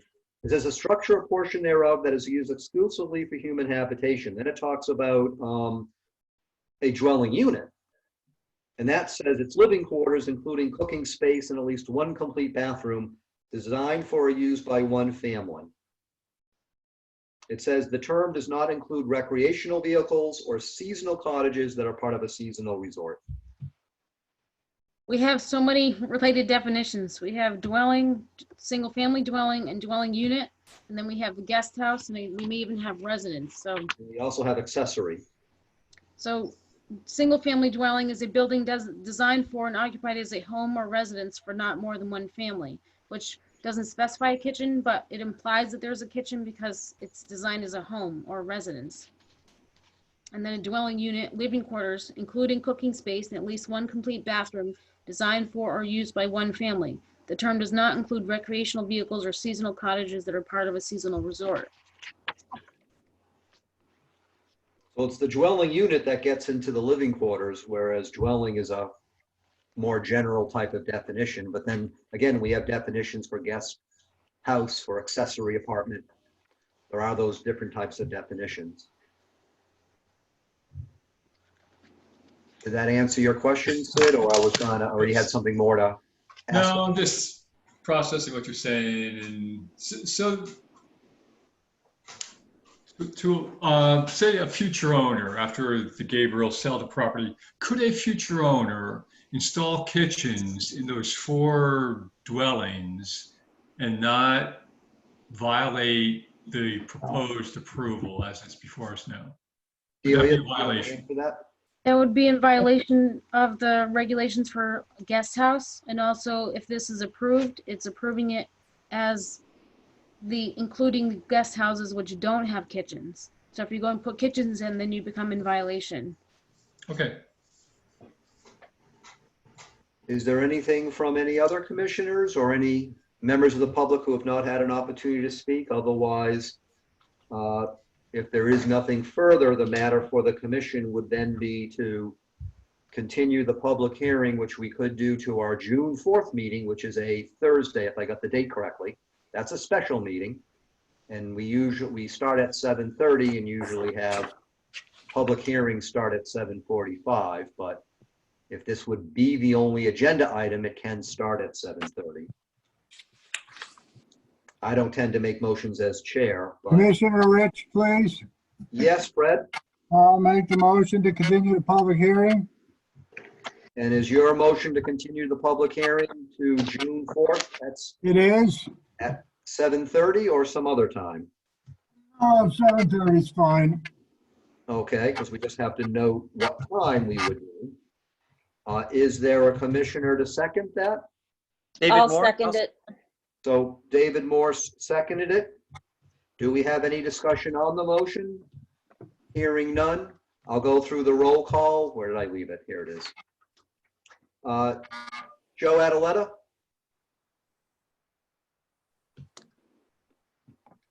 Went to sleep. Are you still on, Joe? He's muted. Yes. I don't Maybe see- come back to him? If he, I'll cycle back, just like they do in the Senate. Sometimes you have to cycle back to people. Sid Blodgett, Yes. Gail Dickinson, Yes. Nancy Frazier, Yes. Jeff Gordon, yes. Jeff Marcotte, Yes. David Morse, Yes. Fred Rich, Yes. Dwight Reinowitz, Yes. and Joe Adaletta. Yes. Okay. That so passes. The public hearing is now continued. And we will note in the, when we set up for the agenda for that meeting, we will note that accordingly. And we'll note that for the record for tonight. I do want to thank the applicant, the applicant's representative, and the members of the public for attending tonight. And again, you'll notice that this public hearing will continue, and you're more than welcome to attend that meeting as well. I'm assuming it's going to be another virtual meeting, since I don't think we have the okay to meet in person within 2 weeks. And we will go accordingly. The next item that I have, and let me go quick, because I gotta make certain I don't mix the files here. Glad. I'm sorry, I was disrespectful.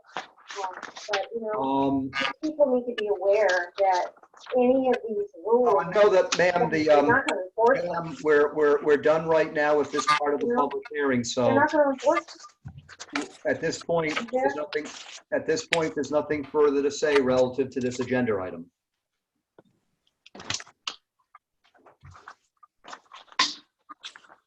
The next item that we have on our agenda is agenda item 9A. This is under new business part 2. This is, and I'll note for the record that Nancy, you're recused on this item, correct? Nancy Frazier, you're recusing yourself on this item. Yes, and also, if it's possible, can people mute themselves if they're not speaking? Because I'm having a very hard time hearing. What we'll do is we'll just make certain everyone other than commissioners is muted. It looks like that is the case. This is agenda item 9A, number 6090113, Zadanis Family Transfer, 567 Center Road. This is a request for a prorated fee relative to a subdivision that was actually approved via the family transfer, which meant that it was not then needed to have any type of set aside with the family transfer, but relative that if a family transfer was to not be done within the, or maintained within the required 10 years, that then there would have to be a required fee in lieu payment based upon the assessed value of the land. And that is a 10% of the assessed value. I'll open it up to staff. I believe Delia, I don't know if you still, oh, there you are, Delia. Were you the one that reviewed this, or Tina, which one of you? I state something for the record, please. Yes. I have not been involved in this whatsoever because I need to state for the record that I am representing the sellers in the sale of this home. And once I received this letter, I did send it off to Delia immediately, and I have had nothing to do with it. Okay. Thank you for noting that for the record. And Delia, you have been involved with this. And also for the record, I'll note that there was communication with the town attorney, which is in the meeting packet. Delia, was there anything from a staff perspective you wanted to say about this item?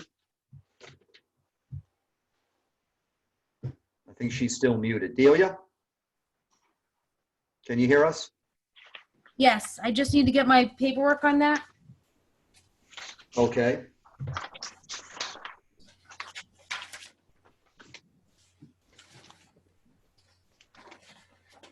Well, while Delia's getting the paperwork, I don't know if Mr. Zadanis or a representative for him is on the call tonight. No, okay. He's not here, no. All right, that's okay. Are you set, Delia? Otherwise, I'll, Yes. okay. So from a staff perspective, Delia?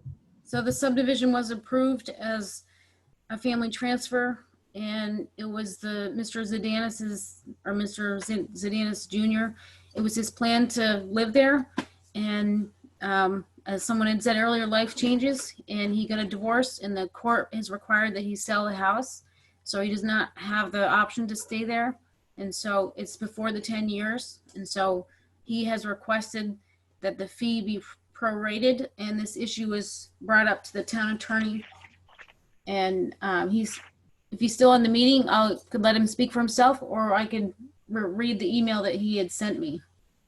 Yes, the town attorney is still on the meeting. I don't, relative to the question of whether we can prorate, and that was asked. I don't know, Rich Roberts, if you wanted to speak on anything on that. I know we have your communication with regards to what your review was of it. Yeah, I mean, in short, I didn't see anything in the regulations that contemplated prorating the penalty, you know, unlike 490 or something like that. It doesn't decrease as time goes on. The other thing is that subdivision regulations have some general provisions that allow the commission, you know, following a hearing to waive certain provisions of the subdivision regulations. But this doesn't appear to fall within the scope of the types of provisions that the commission can waive.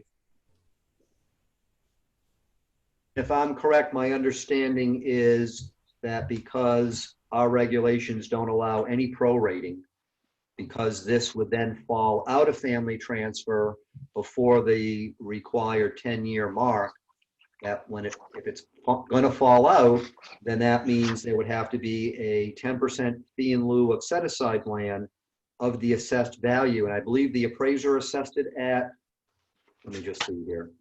Was that the 275,000? Let me just see here.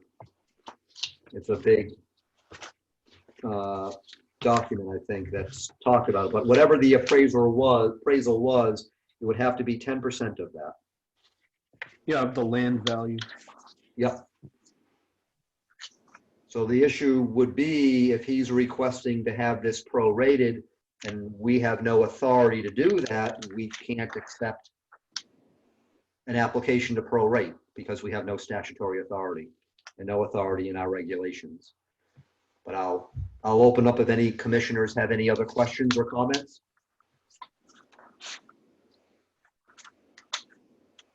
Okay. Otherwise, if not, then the application is to request it to be prorated. And if we do not have any authority to prorate, the application then would have to be denied. Since we can't prorate, he would have to then pay what is required by the regulations and stipulated actually on the Mylars and the plans. All the provisions of the family transfer are actually all on there and worded. So just to clarify, this is Delia, it would be 10% of the value of the land excluding the structures. Correct. Yeah. Which works out to $5,000. Yeah, if I think that, because I'm trying to find where the numbers are in here. Correct. Yep. Yeah, it's in the property owner's March 19th letter to the commission.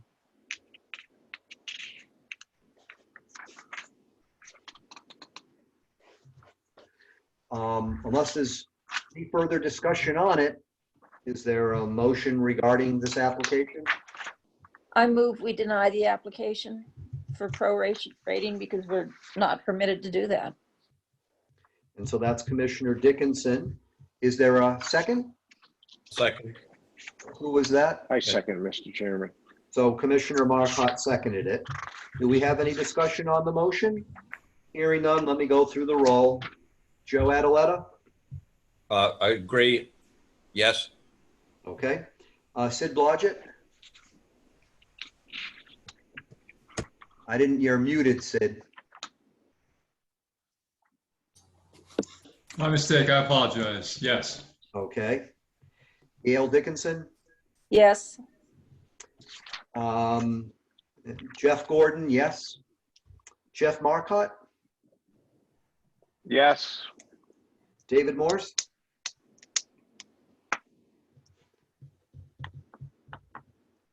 David, are you on? Yes. Okay.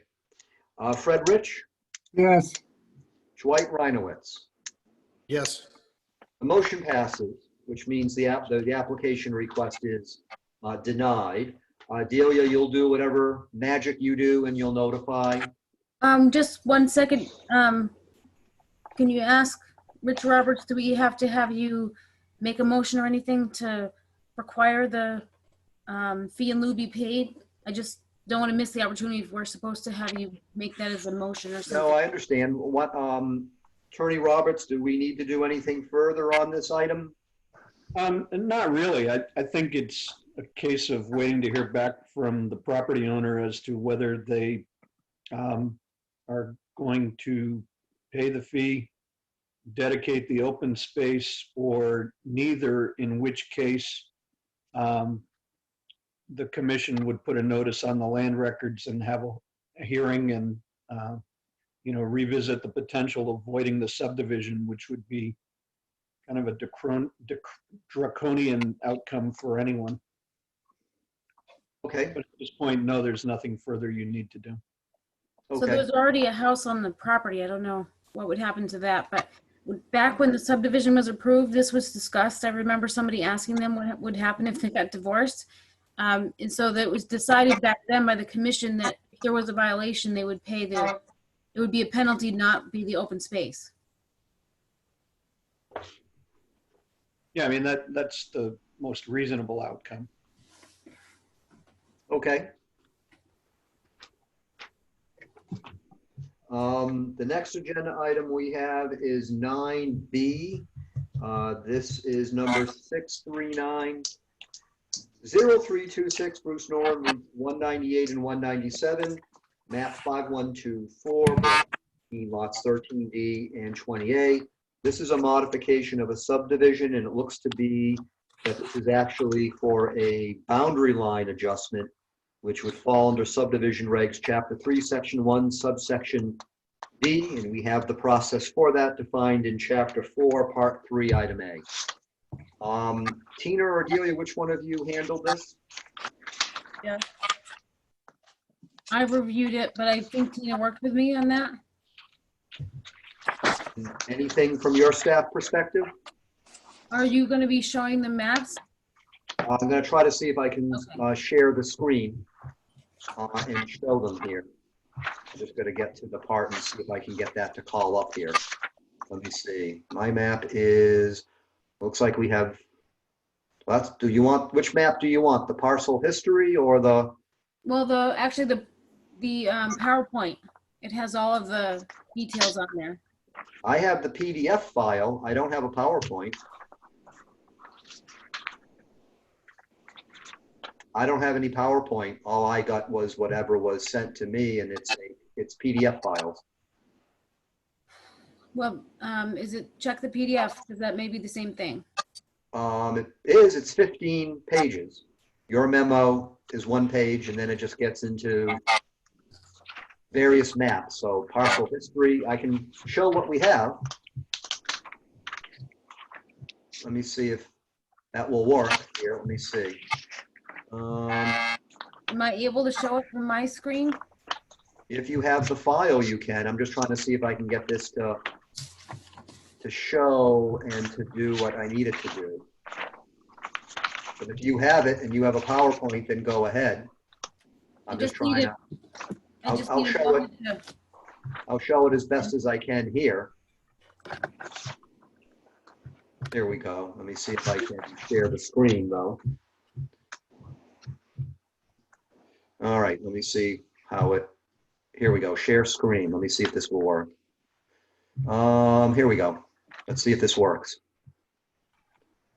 Can people see what's on my screen? Yeah. Oh. Yes. Yes. Okay, so that's the first map. If there's anything, Delia, you wanted to talk about relative to it?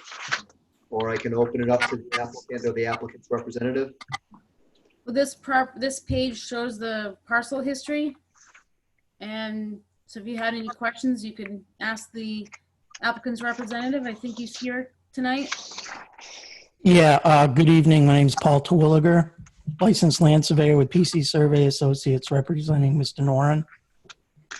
If you have any questions, be happy to answer them. In a nutshell, he has 2 subdivision lots, one located on Route 198, the other on Route 197. And he wants to realign one of the boundaries to decrease the size of one lot and make the other one larger.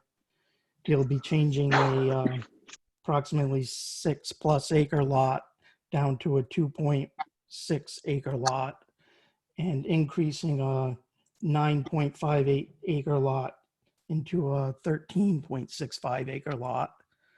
The land that is in question that's being combined is basically all wetlands, so there's no real buildable land that's being lost from one lot to the other. The building site areas are not being affected. The road frontage is not being affected. So, I mean, it should be a pretty straightforward switch. I guess there was a little confusion looking through the previous subdivision minutes as to what the history of the property entailed. There was a mention of an illegal subdivision and a lot that was designated as a non-buildable lot. The illegal subdivision, looking through the history, was rectified, and the non-buildable lot was actually incorporated into the subdivision that created these lots. So it kind of became a moot point because it was absorbed into an approved building lot. Probably on one of these other sheets, you could get a better depiction of the property. I'll scroll through the other sheets here. Let me see if I can do that. There we go. Well, that sort of worked. Let's see. There we go. There we go. Yeah. This is basically just a breakdown of that first sheet, each individual parcel throughout history. It was originally 2 large tracts that were purchased and acquired by the Noren family. And if you scroll up through, you can see through the different divisions that were taken over different periods of time. It just outlines the different pieces that were cut out. These copies, I'm sorry, are there's a lot missing. They didn't come out very well. I'm not sure. I don't know why. This is what was, how it got done, although the copies that commissioners have, which are printed copies, look better. Yeah. Jeff, I have a PowerPoint, has all the exact same stuff because I worked with Paul Terwilliger in making this. So I have the file that this came from if there's a way for me to show it.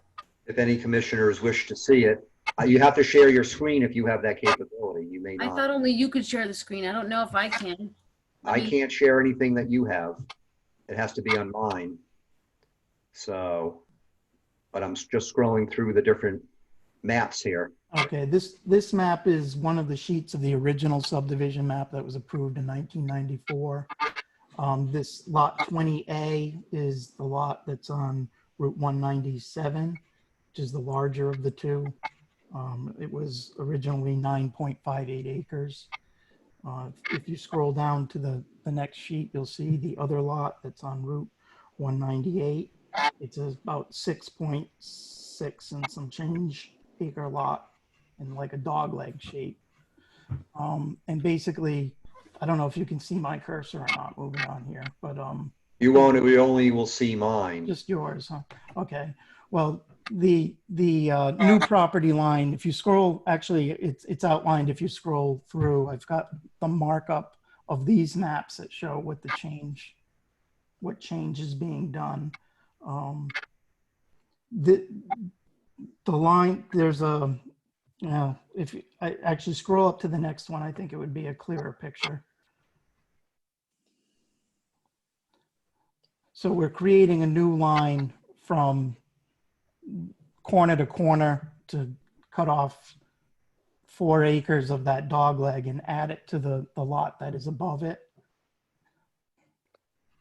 And what is remaining is just 2.6 acres fronting on Route 198. So just so that way people know, this is the part here that you're merging in. And then this is the new division line that makes it the 2.6 acres. Yep. Okay. And those are the original building sites from the subdivision map. Those aren't changing. And then, I don't know what And this then- one is. This is the map that I prepared of the property showing all that, you know, on a survey plan. So Jeff, it looks like if you stop sharing, then it looks like I could share and I could show it if you want. It might come out a little clearer, but it has All right. all the same information on it. Yeah, I mean, if anyone wants to see anything further, that's the PDF file that was available. Otherwise, any questions from commissioners? Okay. Commissioner Moore, David Morse, is, Yes. are there any houses on these lots yet? Or were those just No, proposed? those two are vacant lots. Okay. I was just curious. Thank you. Yep. Anything else from commissioners? Any questions? Otherwise, what's the wish of the commission? Move to accept the proposal as presented for the lot line change. And that's Commissioner Adaletta. Yes, sorry. Is there a second? Commissioner Moore, second. So Commissioner Moore, second. Any discussion on the motion? Let me just put this on the voting record. I'll go through Joe Adaletta, Yes. Sid Blodgett, Yes. Neil Dickinson, Yes. Nancy Frazier, Yes. Jeff Gordon, yes. Jeff Marcotte, Yes. David Morse, Yes. Fred Rich, Yes. and Dwight Reinowitz. Yes. That passes. Thank you very You'll much. do whatever, or Tina, whatever magic you normally do. Yes. Okay. The next agenda item we have here is agenda item 9C. This would be SP 640-0424 NW Swadia LLC, doing business as North Woodstock Country Store, proposed automobile service station. Our only action we can do tonight would be to schedule a public hearing. This is a special permit, which means we would not be looking to get into any discussion tonight about this application, because that really should wait for the public hearing. Our regular monthly business meeting, and this would also try to meet how much notice we have to give for public hearings. It'd be June 18th. We seem to be holding the public hearing starting at 7:45. But one thing I just want to ask of staff, Tina, Delia, is this a complete application? Or if there are items that are not yet received, you'll have a list to notify the applicant to have it present for the public hearing as best as possible, correct? I did review several items and I hadn't found them, but I think there was also some miscommunication with some emails that went back and forth, and some of those things might have actually been submitted. I just may not have known about them. Okay, but all that will be looked into within Yes. time for the public hearing. Yes. Commissioner Rich, I'd like to ask a question. Yes, what's your question? Since when is that considered the North Woodstock Country Store? When it's in West Woodstock? I don't know, but it's probably north of something that's south of it, so. The North Woodstock Country Store is the one the kindergarten, the nursery school's in. I thought that was a Muddy Brook Mall. That's what's listed, but we can always clarify whatever it is. Have to look Yep, at it. Jeff, the other one is one of the addresses on one of the papers. Says Woodstock, New Jersey. Well, that stuff can be corrected, but I think anything further regarding the application, we have to leave for the public hearing. Well, that's why I brought it up now. Well, that stuff can be, I'll have Delia or whoever look further through it so stuff can be properly listed. And of course, we would want to have the correct address on it. If it's just Woodstock Country Store, then North might have been a typo when the agenda was created, but we'll clarify. But I think it just says Okay. Woodstock Country Store. But that would be Thank you. clarified as far as if there was a typo on the agenda. Is there I'll offer a motion, Jeff, to schedule a public hearing for this for June 18th at 7:45. Yes. Commissioner Dickinson seconds it. Seconded by Commissioner Dickinson. Is there any discussion? If none, Joe Adaletta? Yes. Sid Blodgett? Yes. Gail Dickinson? Yes. Nancy Frazier? Yes. Jeff Gordon? Yes. Jeff Marcotte? Yes. David Morse? Yes. Fred Rich? Yes.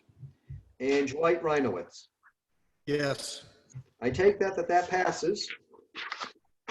So we so note that, that public hearing. I don't know if we're gonna, in that time in June, if we're gonna be meeting in person or we're gonna be doing virtual. We will evidently find out where we are. That takes us to agenda item 10, preliminary discussion, Kerry Mullen, agent, 599 Route 169, a proposed retail operation and residential rental. I'll ask staff, I don't know, Tina, Delia, or both, were you involved in receiving this? If there's anything from your perspective, otherwise I'll open it up to the applicant, who I believe is, or the applicant's representative who is on. All I can say is I thought it was best if they came before you with a preliminary discussion, just to go over what their proposal will be. I believe they do plan on submitting a special permit application if, it's favorable. Okay. And just so that members of the public and the applicant's representative understand, preliminary discussion, there is no application. This is non-binding discussion on the part of the applicant and the commission does not take any votes in a preliminary discussion. Ms. Mullen, I know you're here. I can see you. Yes. Thank you for coming tonight. Thank you for having us. Just please state your name for the record, and you're the agent or the representatives of the people who are interested. Is that Yes, correct? so my name is Carrie Mullen. I work with First Choice Realty, and I'm representing on the buyer side for Jamie and Jason for Rusty Relic. Okay. Is there anything you wish to discuss with us or have any questions about that we can answer for you? Otherwise, I'll open it up for commissioners.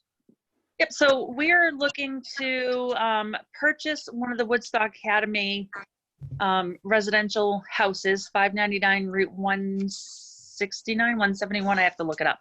169. Thank you, but they are looking to purchase that to use for their store. So they're looking to move from where they are now to owning their own building. And they can go into depth if we'd like on what they would like to do with the building. They're not looking to change anything with the building, add on to it. They're not looking to change anything on the outside except put up a little sign. But if they're allowed to speak, I'd like to let them speak. If they wish, are they here? I believe Yes. they are, looking at the video in the background. I recognize it, having been there before. If you wish to speak, just state your name for the record, and we're happy to hear from you and answer whatever questions we can. Beausoleil, you hear me okay? Yes. My wife's right here, Jamie. I don't know if you can see her, she's right here. Yes, we're looking to move our Coventry location and our 290 and 290 location in Woodstock. We have 20,000 plus followers, the most so in New England now. We want to stay in Woodstock. We want to have a nice destination in Woodstock. People come, shop, spend money in the town. So we work with CME.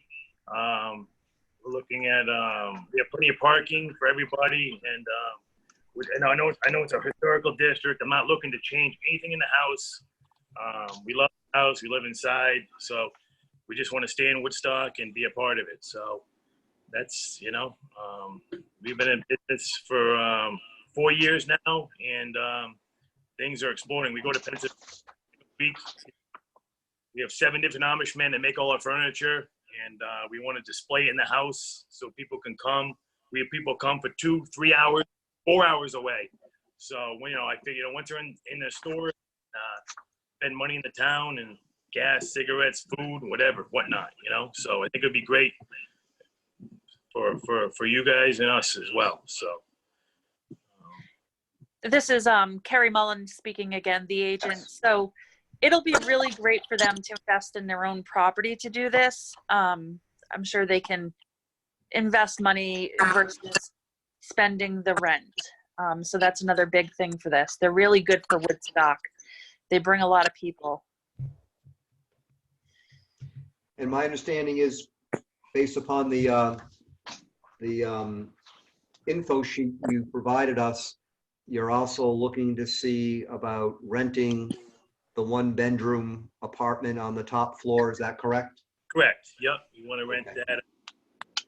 So that'll be utilized as a tenant, and the rest would be commercial for our store. Is there anything from commissioners? Any questions or comments, or any questions that from? Is this the big White House on the corner of 590. Child Hill Road? Correct. And 169? Is that in the historic district? Yes. It is. That's why we're requesting a special permit. Again, we're not looking to change anything about the building. There's plenty of parking, and there's really not any neighbors right by. So it's really a perfect location. And it's no longer student housing because that permit expired some time ago. So we just want to make it our own. If you can just state again, I just going to note for the record, Mr. Bosley, yes? Sorry, Jason Beausoleil. We just want to make it our own. We don't want to change the house. We love it. I know it's part of the district. That's why we will love it even more. Correct. We just we want to make separate rooms as furniture, and we've kind of grown out of our spot, Coventry, our Coventry location, and we've grown out of our Woodstock location as well. So we just want to be there for the rest, for the rest of our lives. This is it. So exactly. We paid $40,000 in rent last year between both stores. It's a no-brainer, so. Is there anything from any commissioners? Yes, Jeff? Yes, Commissioner Atletta. Just wanted to ask Tina about mixed use. Is this a mixed use situation with residential and commercial? Yes, it would be. They would have to apply for a special permit for this. Okay. And I know the house, I can't picture where the parking is. You're saying there's a lot of parking. The front of the house seems to face the roads, but is the parking in the back? Yes, there's a big, large red barn there as Yes. well that I think they would like to use that in the future as they grow. It's a pretty large structure, and there's parking kind of on the side. Okay. The parking sort of in between the house and the Swedish church, right? Yes. Sounds Anything good. else from commissioners? Anything else? Ms. Mullen or Ms. Beausoleil, Mr. Beausoleil? Just thank you for letting us speak and holding the meeting for us. Thank you. Well, I appreciate that you want to stay in Woodstock, and I'm glad that you're being successful. I remember coming to your grand opening. I'm actually in the background in one of the pictures of the grand Hey, opening. buy anything, Dr. Gordon? I didn't, because my wife doesn't give me much of an allowance, unfortunately, but that's a different story, and I don't think planning and zoning has any help they can give me. So, but other than that, I spend all my money on Legos. If there's nothing else, then basically what we'll do is certainly you can work, with the zoning enforcement office and for, any, whatever, for the application and all that other type of stuff. Okay, great. Okay. Thank you. Thank you. The next we have is CEO reports, which is agenda item 12. I just want to give an update regarding the office. As you may, I don't know who's still on with the noise in the background. We just want to make certain everybody has their microphone muted if you have something going on. Sorry. As you know, there was not a town referendum in the usual sense, so it actually was Board of Finance, then Board of Selectmen, and voila, you have a budget. So for the upcoming fiscal year, I've spoken with the first selectman and the treasurer and been told that our budget request went through with no revisions. That does include for the Tina's hours for P&Z to be up to 18 hours per week. And I'm told that that went through, which was our request. I did actually advocate to make certain all of you as commissioners got pay raises, but none of that happened once again. So we'll try next year and see how that works. Otherwise, Try harder.